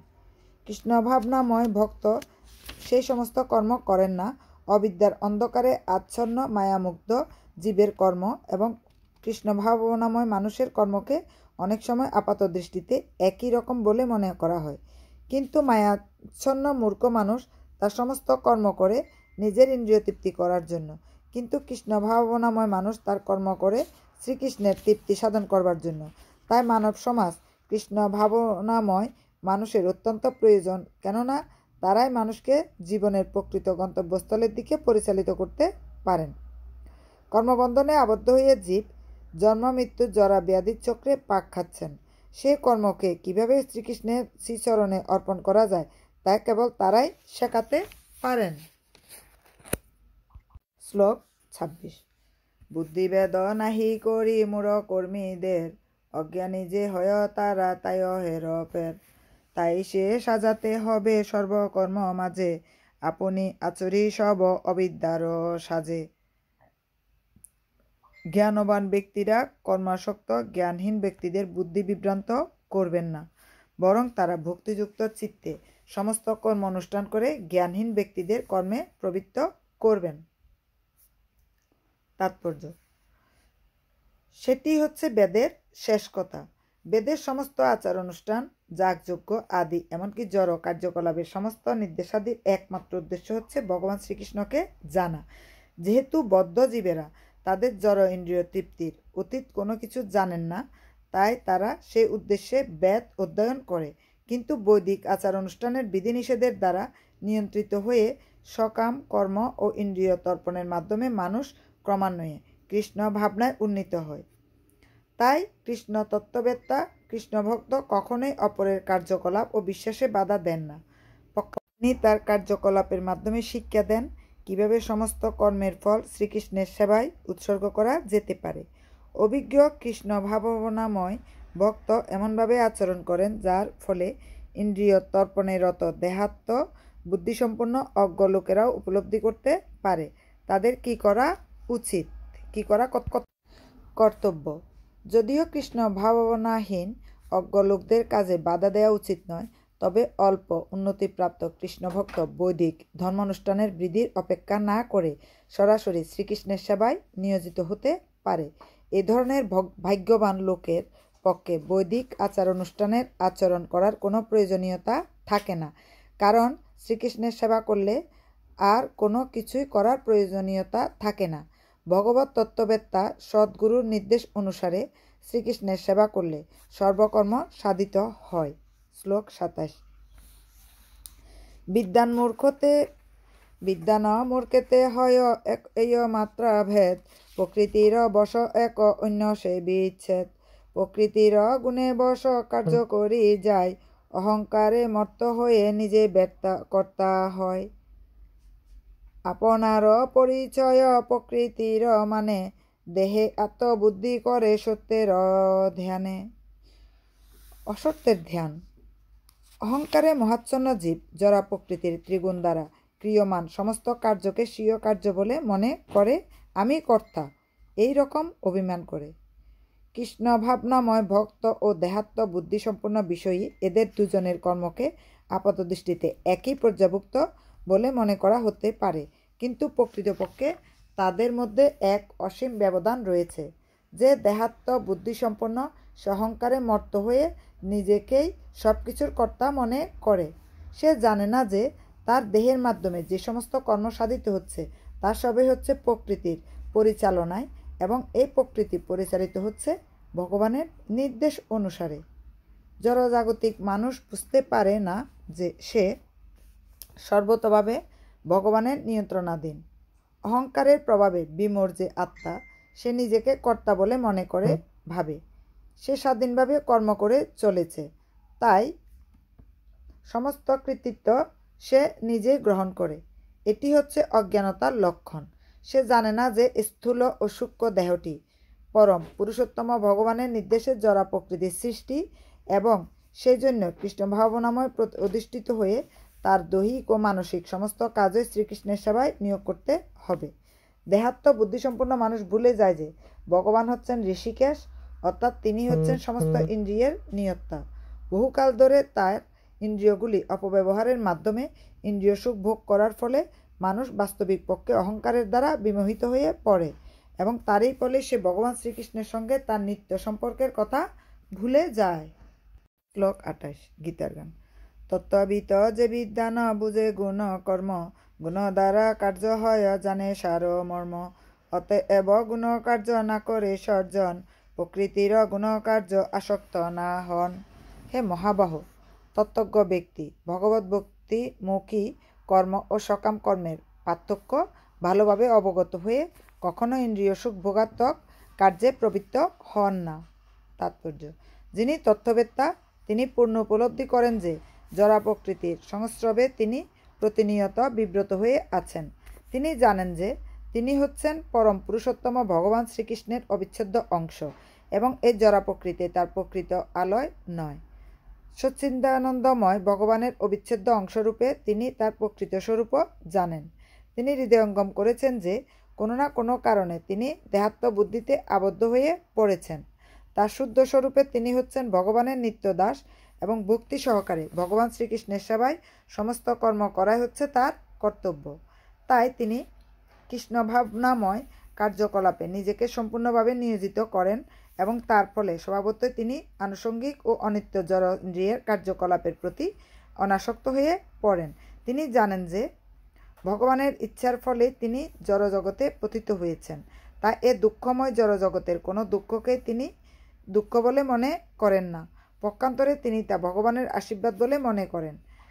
শ্রীমদ্ ভাগবত বলা হয়েছে, যিনি ভগবানের তিনটি প্রকাশ ব্রহ্ম, পরমাত্মা ও ভগবান সম্বন্ধে জানেন তাকে বলা হয় তত্ত্ববিদ, কারণ ভগবানের সঙ্গে তার নিত্য সম্পর্কের কথা তিনি জানেন। শ্লোক 29। গুণকর্মে আসক্তি সে গুণেতে বিসংমর, অপ্রাকৃত নিজেকে মানে সে অকার্যে ধীর। ভবরোগী মূঢ় জানে না করি বঞ্চন, কর্মের যোজনা হতে ক্রমে জ্ঞান ভল। জড়া প্রকৃতির গুণের দ্বারা মহাচ্ছন্ন হয়ে অজ্ঞান ব্যক্তিরা জাগতিক কার্যকলাপে প্রবৃত্ত হয়, কিন্তু তাদের কর্ম নিকৃষ্ট হলেও তত্ত্বজ্ঞানী পুরুষেরা সে মন্দবুদ্ধি ও অল্পজ্ঞ ব্যক্তিগণকে বিচলিত করেন না। যারা অজ্ঞানতার অন্ধকারে আচ্ছন্ন তারা তাদের জড়সত্তাকে তাদের স্বরূপ বলে মনে করে, তার ফলে তারা জড় সমাধির উপাধির দ্বারা ভূষিত হয়। এ দেহটি জড়া প্রকৃতির উপহার। এই জড় দেহের সঙ্গে যারা গভীরভাবে আসক্ত তাদের বলা হয় মন্দ এবং তারা হচ্ছে আত্মতত্ত্বজ্ঞানে রহিত অলস ব্যক্তি। মূর্খ লোকেরা তাদের জড় দেহটিকে তাদের আত্মা বলে মনে করে। এ দেহটিকে কেন্দ্র করে যে সমস্ত মানুষের সঙ্গে তাদের সম্পর্ক গড়ে উঠেছে তাদেরকে তারা আত্মীয় বলে স্বীকার করে। যে দেশে তারা জন্ম নিয়েছেন, অর্থাৎ যে দেশে তারা তাদের জড় দেহটি প্রাপ্ত হয়েছে সেটি তাদের দেশ এবং সেই দেশকে তারা পূজা করে এবং তাদের অনুকূলে কতকগুলি সংস্কারের অনুষ্ঠান করাকে তারা ধর্ম বলে মনে করে। সমাজ সেবা, জাতীয়বাদ, পরমার্থবাদ আদি হচ্ছে এই ধরনের জড় উপাধি প্রাপ্ত ব্যক্তিদের কতগুলি আদর্শ। এ সমস্ত আদর্শের দ্বারা অনুপ্রাণিত হয়ে তারা নানা রকম জাগতিক কাজে ব্যস্ত থাকে। তারা মনে করে ভগবানের কথা হচ্ছে রূপকথা, তাই ভগবানকে তিনি নিয়ে মাথা ঘামাবার মতো সময় তাদের নেই। এই ধরনের মহাচ্ছন্ন মানুষেরা অহিংসা নীতি আদি দেহগত হিতকর কার্যে ব্রতী হয়, কিন্তু তাতে কোনো কাজ হয় না।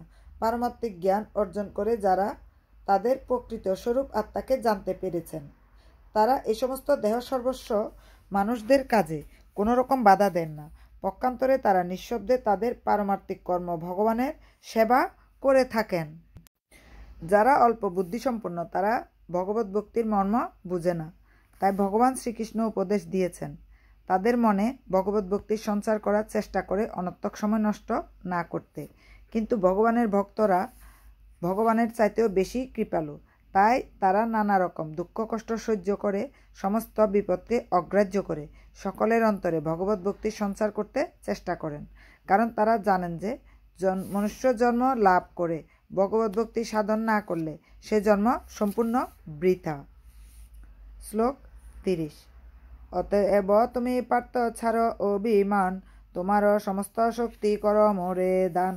কর্মফল আশা ছাড় নির্মম হইয়া, যুদ্ধ কর আশা ত্যাজি মূরত ত্যাজিয়া।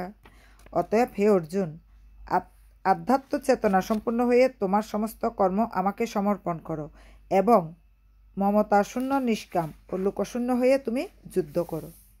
শ্লোকে স্পষ্টভাবে শ্রীমদ্ ভগবদ্ গীতার উদ্দেশ্যে বর্ণনা করা হয়েছে। এখানে ভগবান আদেশ করেছেন যে সম্পূর্ণভাবে ভগবত চেতনায় উদ্বুদ্ধ হয়ে কর্তব্য কর্ম করে যেতে হবে। সৈনিকের যেমন গভীর নিষ্ঠা ও শৃঙ্খলার সঙ্গে তাদের কর্তব্য কর্ম করে মানুষের কর্তব্য হচ্ছে সে সঠিকভাবে ভগবানের সেবা করা। ভগবানের আদেশকে কখনো অত্যন্ত কঠোর বলে মনে হতে পারে, কিন্তু তার আদেশ পালন করাই হচ্ছে মানুষের ধর্ম। তাই শ্রীকৃষ্ণের উপর নির্ভরশীল না হয়ে আমাদের পালন করতে হবে, কেননা সেটি হচ্ছে জীবের স্বরূপ। ভগবান শ্রীকৃষ্ণের সেবা না করে মানুষ যদি সুখী হতে চেষ্টা করে তবে তার সে চেষ্টা কোনো দিনে সফল হবে না। ভগবানের ইচ্ছে অনুসারে কর্ম করাই হচ্ছে জীবের কর্তব্য, এবং সেই জন্য তাকে যদি সব কিছু ত্যাগ করতে হয় তবে তাই বিধেয়। ভালো মন্দ, লাভ ক্ষতি, সুবিধা অসুবিধার কথা বিবেচনা না করে ভগবানের আদেশ পালন করাই হচ্ছে আমাদের কর্তব্য। সেই জন্যই শ্রীকৃষ্ণ যেন সামরিক নেতার মতো অর্জুনকে যুদ্ধের নির্দেশ দিয়েছেন। অর্জুনের পক্ষে সে নির্দেশ যাচাই করার কোনো পথ ছিল না, তাকে সে নির্দেশ মানতেই হয়েছিল। ভগবান হচ্ছেন সমস্ত আত্মার আত্মা, তার নিজের সুখ সুবিধার কথা বিবেচনা না করে যিনি সম্পূর্ণভাবে পরমাত্মার উপর নির্ভরশীল, অথবা পক্ষান্তরে যিনি সম্পূর্ণরূপে কৃষ্ণ ভাবনাময়, তিনি হচ্ছেন অধ্যাত্ম চেতা। নিরাশী মানে হচ্ছে ভৃত্য, যখন প্রভুর সেবা করে তখন সে কোনো কিছু আশা করে না। খাজাঞ্চি লক্ষ লক্ষ টাকা গণনা করে, কিন্তু তার এক কপর্দকও সে নিজের বলে মনে করেন না, কারণ সে জানে সে টাকা তার মালিকের। ঠিক তেমনি এই জগতের সব কিছুই ভগবানের, তাই তার সেবাতে সব কিছু অর্পণ করাই আমাদের কর্তব্য। আমরা যদি তা করি তাহলে আমরা ভগবানের যথার্থ ভৃত্য হতে পারি, তাহলে আমাদের জন্ম সার্থক হয় এবং আমরা পরম শান্তি লাভ করতে পারি। সেটি হচ্ছে মই, অর্থাৎ আমাকে কথাটি প্রকৃত তাৎপর্য। কেউ যদি এই প্রকার কৃষ্ণ ভাবনাময় কর্ম করে তখন নিঃসন্দেহে সে কোনো কিছুর উপর মালিকানা দাবি করে না। এই মনোবৃত্তিকে বলা হয় নির্মম, অর্থাৎ কোনো কিছুই আমার নয়। ভগবানের এই কঠোর নির্দেশ পালন করতে যদি আমরা অনিচ্ছা প্রকাশ করি, যদি আমরা আমাদের তথাকথিত আত্মীয় স্বজনের মায়া আবদ্ধ হয়ে ভগবানের নির্দেশকে অবজ্ঞা করি, তবে তা মূঢ়তারই নামান্তর। এই বিকৃত মনোবৃত্তি ত্যাগ করা অবশ্যই কর্তব্য। এভাবে মানুষ বিগত জ্বর অর্থাৎ লোকশূন্য হতে পারে। গুণ কর্ম অনুসারে প্রত্যেকে কোনো না কোনো বিশেষ কর্তব্য আছে, এবং কৃষ্ণ ভাবনাময় উদ্ভূত হয়ে সে কর্তব্য সম্পাদন করা প্রত্যেকের কর্তব্য। এ ধর্ম আচরণ করার ফলে আমরা জড়জগতের বন্ধন থেকে মুক্ত হতে পারি। শ্লোক 31।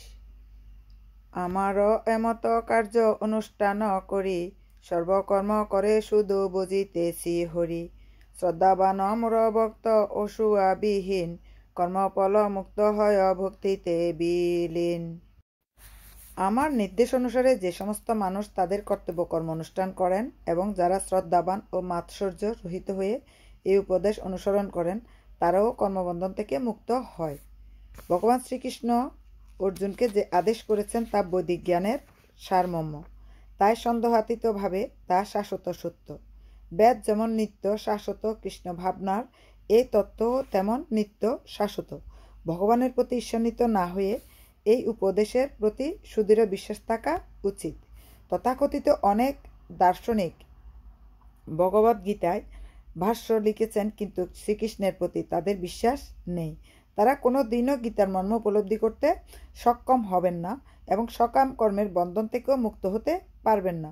কিন্তু অতি সাধারণ কোনো মানুষও যদি ভগবানের শাশ্বত নির্দেশের প্রতি দৃঢ় শ্রদ্ধাবান হয়, অথচ সমস্ত নির্দেশগুলোকে যথাযথভাবে পালন করতে অসমর্থ হয়, তবুও সে অবধারিতভাবে কর্মের অনুশাসনের বন্ধন থেকে মুক্ত হবে। ভক্তিযোগ সাধন করার প্রাথমিক পর্যায়ে কেউ হয়তো ভগবানের নির্দেশ ঠিকভাবে পালন নাও করতে পারে, কিন্তু যেহেতু সে এই পন্থার প্রতি বিরক্ত নয় এবং যদি সে নৈরাশ্য ও ব্যর্থতা বিবেচনা না করে ঐকান্তিকতার সঙ্গে এই কার্যক্রমের অনুষ্ঠান করতে থাকে, তবে সে নিশ্চিতভাবে ধীরে ধীরে শুদ্ধ কৃষ্ণ ভাবনায় পর্যায়ে অবশ্যই উন্নীত হবে। শ্লোক 32। প্রকৃতি সদৃশ চেষ্টা করে গুণবান, প্রকৃতির বশে সর্বকর্ম অনুষ্ঠান। কিন্তু যারা অনুসূয়াপূর্বক আমার এই উপদেশ পালন করে না, তাদেরকে সমস্ত জ্ঞান থেকে বঞ্চিত, বিমূঢ় এবং পরমার্থ লাভের সকল প্রচেষ্টা থেকে ভ্রষ্ট বলে জানবে। কৃষ্ণ ভাবনাময় না হওয়ার ক্ষতি সম্পর্কে এখানে উল্লেখ করা হয়েছে। কর্মক্ষেত্রে সর্বোচ্চ কর্মকর্তার নির্দেশ মানতে অবাধ্যতা করলে যেমন শাস্তি হয়, তেমনি পরম পুরুষোত্তম ভগবানের নির্দেশ অমান্য করলেও নিশ্চয় শাস্তি আছে। অমান্যকারী লোক, তা সে যতই উচ্চ স্তরের হোক, তার পরম ব্রহ্ম কাণ্ড জ্ঞানহীন, বুদ্ধি বিবেচনার জন্য তার নিজের স্বরূপ সম্পর্কে, এমনকি পরম ব্রহ্ম, পরমাত্মা ও পরম পুরুষোত্তম ভগবানের স্বরূপ সম্পর্কেও সে অজ্ঞ। সুতরাং তার জীবনের পূর্ণতা লাভের কোনোই আশাই নেই। শ্লোক 33। বহুকাল হতে যারা প্রকৃতির বশ, নিগ্রহ করিতে নারে হইয়া বিবশ। অনুবাদ: জ্ঞানবান ব্যক্তিও তার স্বভাব অনুসারে কার্য করেন, কারণ প্রত্যেকে ত্রিগুণজাত, তার স্বীয় স্বভাবকে অনুগমন করেন। সুতরাং নিগ্রহ করে কী লাভ হবে?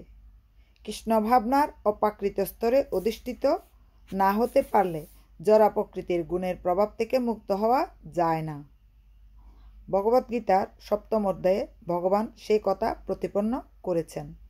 তাই এমনকি উচ্চশিক্ষিত ব্যক্তির পক্ষেও কেবলমাত্র ধারণাগত জ্ঞান অথবা দেহ থেকে আত্মাকে পৃথক করেও মায়ার বন্ধন থেকে বেরিয়ে আসা অসম্ভব।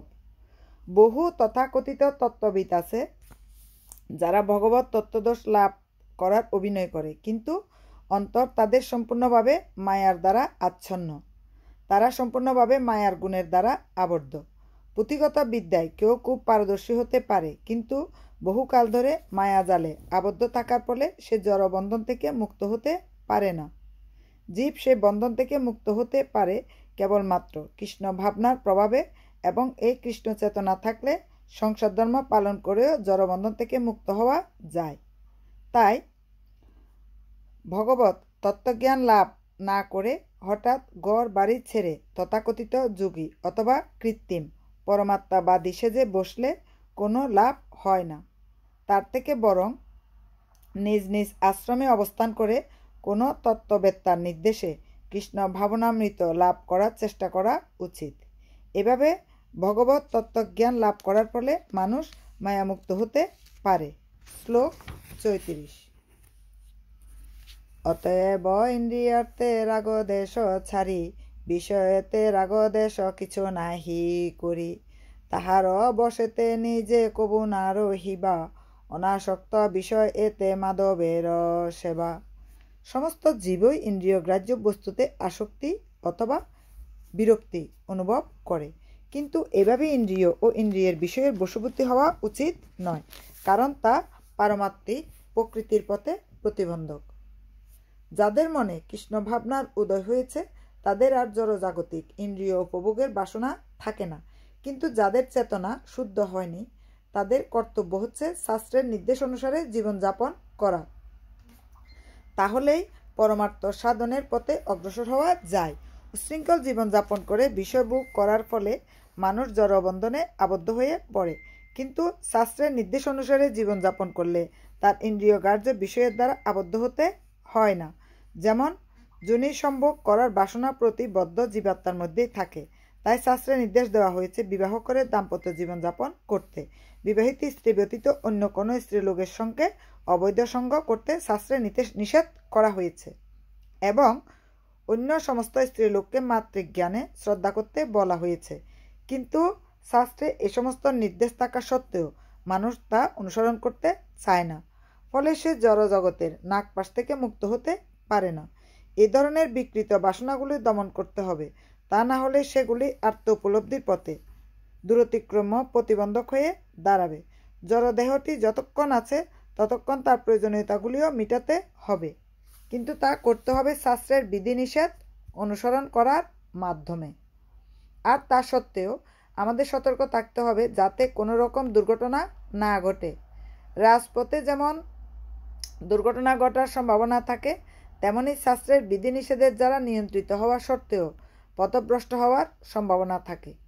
বহুকাল ধরে এই জড়া প্রকৃতির সৎসঙ্গের ফলে আমাদের ইন্দ্রিয় সুখ ভোগ করার ইচ্ছা অত্যন্ত প্রবল।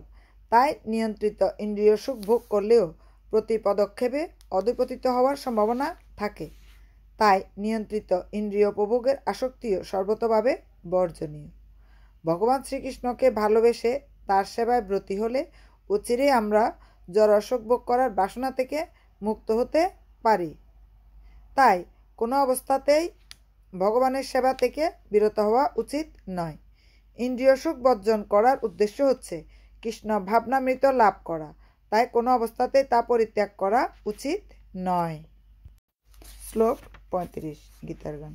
নিজ ধর্ম শ্রেয় জান পর ধর্ম অপেক্ষা ভগবদ সেবা লাগি কর্মযোগ শিক্ষা স্বধর্মে নিধন ভালো নহে পর ধর্ম ভালো করি বুঝো তুমি এ অঘোর মর্ম। স্বধর্মের অনুষ্ঠান দোষযুক্ত হলেও উত্তম রূপে অনুষ্ঠিত পরধর্ম থেকে উৎকৃষ্ট। স্বধর্ম সাধনে যদি মৃত্যু হয় তাও মঙ্গলজনক, কিন্তু অন্যের ধর্মের অনুষ্ঠান করা বিপজ্জনক। তাৎপর্য: পরধর্ম পরিত্যাগ করে সম্পূর্ণভাবে ভগবান শ্রীকৃষ্ণের শরণাগত হয়ে স্বধর্ম আচরণ করাই মানুষের কর্তব্য।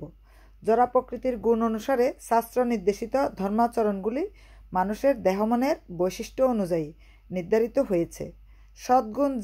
সদ্গুরু যে আদেশ দেন তাই হচ্ছে পারমাত্মিক কর্তব্য। এই কর্তব্য সম্পাদন করার মাধ্যমে আমরা শ্রীকৃষ্ণের অপাকৃত সেবা করে থাকি। কিন্তু জাগতিক অথবা পারমার্থিক যাই হোক না কেন, অন্যের ধর্ম অনুসরণ অপেক্ষা মৃত্যুকাল পর্যন্ত স্বধর্মে নিষ্ঠাবান থাকা প্রত্যেকের একান্ত কর্তব্য। জাগতিক স্তরের কর্তব্য এবং পারমার্থিক স্তরের কর্তব্য ভিন্ন হতে পারে, কিন্তু সেগুলি সম্পাদন করা সবসময় মঙ্গলজনক। মানুষ যখন জড়া প্রকৃতির দ্বারা কবলিত থাকে তখন তার কর্তব্য হচ্ছে তার বিশেষ অবস্থার জন্য নির্দিষ্ট বিধান পালন করা এবং কোনো অবস্থাতেই অপরকে অনুসরণ করা উচিত নয়। যেমন সত্যগুণের দ্বারা প্রভাবিত ব্রাহ্মণ হচ্ছেন অহিংসাপরায়ণ, কিন্তু রজগুণের দ্বারা প্রভাবিত ক্ষত্রিয় প্রয়োজন হলে হিংসার আশ্রয় নিতে পারেন। স্বধর্ম আচরণ করতে গিয়ে ক্ষত্রিয়কে যদি মৃত্যুবরণ করতে হয় তাও ভালো, কিন্তু ব্রাহ্মণকে অনুসরণ করে অহিংসার আচরণ করা উচিত নয়। চিত্তবৃত্তির পরিশোধন করা সকলেরই কর্তব্য, কিন্তু তা সাধন করতে হয় ধীরে ধীরে, তাড়াহুড়া করে নয়। তবে মানুষ যখন জড়গুণের প্রভাবমুক্ত হয়ে সম্পূর্ণভাবে কৃষ্ণ চেতনা লাভ করেন তখন তিনি যে কোনো রকম আচরণ করতে পারেন, কিন্তু তার সে সমস্ত কর্ম অনুষ্ঠিত হয়ে সদ্গুরুর নির্দেশ অনুসারে কৃষ্ণ ভাবনার সেই পুণ্যস্তরে ব্রাহ্মণ ক্ষত্রিয়ের মতো আচরণ করতে পারে। ক্ষত্রিয় ব্রাহ্মণের মতো আচরণ করতে পারেন। অপাকৃত স্তরে জড়জগতের গুণ অনুসারে স্তর বিভাগ নেই। যেমন ক্ষত্রিয় হওয়া সত্ত্বেও বিশ্বামিত্র ব্রাহ্মণের মতো আচরণ করেছিলেন, আবার ব্রাহ্মণ হওয়া সত্ত্বেও পরশুরাম ক্ষত্রিয়ের মতো আচরণ করেছিলেন। তারা অপাকৃত স্তরে অধিষ্ঠিত ছিলেন, তাই তারা এভাবে আচরণ করতে পারতেন। কিন্তু মানুষ যখন প্রাকৃত স্তরে থাকে তখন জড়া প্রকৃতির গুণ অনুসারে তাকে তার স্বধর্ম আচরণ করে সম্যকভাবে কৃষ্ণ চেতনা লাভ করতে হয়। অর্জুন উবাচ শ্লোক 36 হে বাঞ্চেয় কহ তুমি বুঝা ইয়া মোরে কি লাগি হয়েছে জীবযুক্ত পাপ ঘোরে অনিচ্ছা সত্ত্বে হয় পাপে নিয়োজিত অবশ্য হইয়া করে পাপ সে গর্হিত। অর্জুন বললেন, হে বাঞ্চেয়, মানুষ কার দ্বারা চালিত হয়ে অনিচ্ছা সত্ত্বেও যেন বলপূর্বক নিয়োজিত হয়ে পাপাচারে প্রবৃত্ত হয়। ভগবানের অবিচ্ছেদ্য অংশ জীব মূলত চিন্ময়, পবিত্র, সমস্ত জড় কলুষ থেকে মুক্ত, তাই সে জড় জগতের পাপের অধীন নয়। কিন্তু সে যখন জড় জগতের সংস্পর্শে আসে তখন সে বিনা দ্বিধায় ইচ্ছাকৃতভাবে অনিচ্ছাকৃতভাবে নানা রকম পাপ কার্যে লিপ্ত হয়।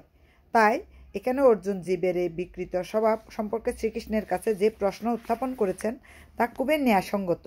যদিও কখনো কখনো জীব পাপকর্ম করতে চায় না, তবুও সে পাপকর্ম করতে বাধ্য হয়। আমাদের দেহের মধ্যে অবস্থান করে পরমাত্মা কিন্তু আমাদের পাপকর্ম করতে অনুপ্রাণিত করে না, কিন্তু তা সত্ত্বেও জীব পাপ কার্যে লিপ্ত হয়। তার কারণ ভগবান পরবর্তী শ্লোকে বর্ণনা করেছেন। শ্রী ভগবান কহিলেন, কাম আর ক্রোধ হয় রজগুণ দ্বারা অভিভূত বদ্ধ জীব ত্রিজগতে সারা জ্ঞানী জীব এই দুই মহাশত্রু জানে করে তাই গুণাতীত কার্য সাবধানে। পরমেশ্বর ভগবান বললেন, হে অর্জুন, রজগুণ থেকে সম্ভবত কামই মানুষকে এই পাপে প্রবৃত্ত করে। এই কামই ক্রোধে পরিণত হয়। কাম সর্বগ্রাসী ও পাপাত্মক। কামকে জীবের প্রধান শত্রু বলে জানবে। জীব যখন জড়া প্রকৃতির সংস্পর্শে আসে তখন তার অন্তরে শাশ্বত কৃষ্ণপ্রেম রজগুণের প্রভাবে কামে পর্যবেসিত হয়। টক তেঁতুলের সংস্পর্শে দুধ যেমন দই হয়ে যায়, তেমনি ভগবানের প্রতি আমাদের অপাকৃত প্রেম কামে রূপান্তরিত হয়। তারপর কামের অতৃপ্তির ফলে হৃদয়ে ক্রোধের উদয় হয়, ক্রোধ থেকে মোহ, এভাবে মোহাচ্ছন্ন হয়ে পড়ার ফলে জীব জড়জগতের বন্ধনে স্থায়ীভাবে আবদ্ধ হয়ে পড়ে। তাই কাম হচ্ছে জীবের সবচাইতে বড় শত্রু। শ্লোক 38। ত্রিজগতে কাম মাত্র সর্ব আবরণ, আগুনেতে ধূম যথা ধূসর দর্শন, অথবা জরায়ু যথা গর্ভ আবরণ, অল্পাধিক এয় সব কামের কারণ। অগ্নি যেমন ধূম দ্বারা আবৃত থাকে, দর্পণ যেমন ময়লার দ্বারা আবৃত থাকে, অথবা গর্ভ যেমন জরায়ুর দ্বারা আবৃত থাকে, তেমনি জীবাত্মা বিভিন্ন মায়ায় এক কামের দ্বারা আবৃত থাকে। জীবের শুদ্ধ চেতনা সাধারণত তিনটি আবরণের দ্বারা আচ্ছাদিত হয়। অগ্নি যেমন ধূমের দ্বারা আচ্ছাদিত থাকে, দর্পণ যেমন ধুলার দ্বারা আচ্ছাদিত থাকে এবং গর্ভ যেমন জরায়ুর দ্বারা আচ্ছাদিত থাকে। জীবের শুদ্ধ চেতনাও তেমনি কামের আবরণে আচ্ছাদিত থাকে। কামকে যখন ধূমের সঙ্গে তুলনা করা হয় তখন আমরা বুঝতে পারি ধূম আগুনকে ডেকে রাখলেও যেমন আগুনের অস্তিত্ব উপলব্ধি করা যায়, তেমনি কামের অন্তরালে শুদ্ধ কৃষ্ণ ভাবনা উপলব্ধি করা যায়। পক্ষান্তরে জীবের অন্তরে যখন অল্প বিস্তর কৃষ্ণ ভাবনার প্রকাশ দেখা যায় তখন আমরা বুঝতে পারি যে ধূম্রাচ্ছাদিত অগ্নির মতো জীবের ভগবত ভক্তি কামের দ্বারা আচ্ছাদিত হয়ে আছে। শ্লোক 39। এই অনিত্য বরি করে জ্ঞান আবরণ, জীব তাহে বদ্ধ হয় নহে সাধারণ, কাম হয় দুষ্পূরণ অগ্নির সমান, অতএব কাম লাগি হও সাবধান। কামরূপী চিরশত্রুর দ্বারা জীবের শুদ্ধ চেতনা আবদ্ধ হয়।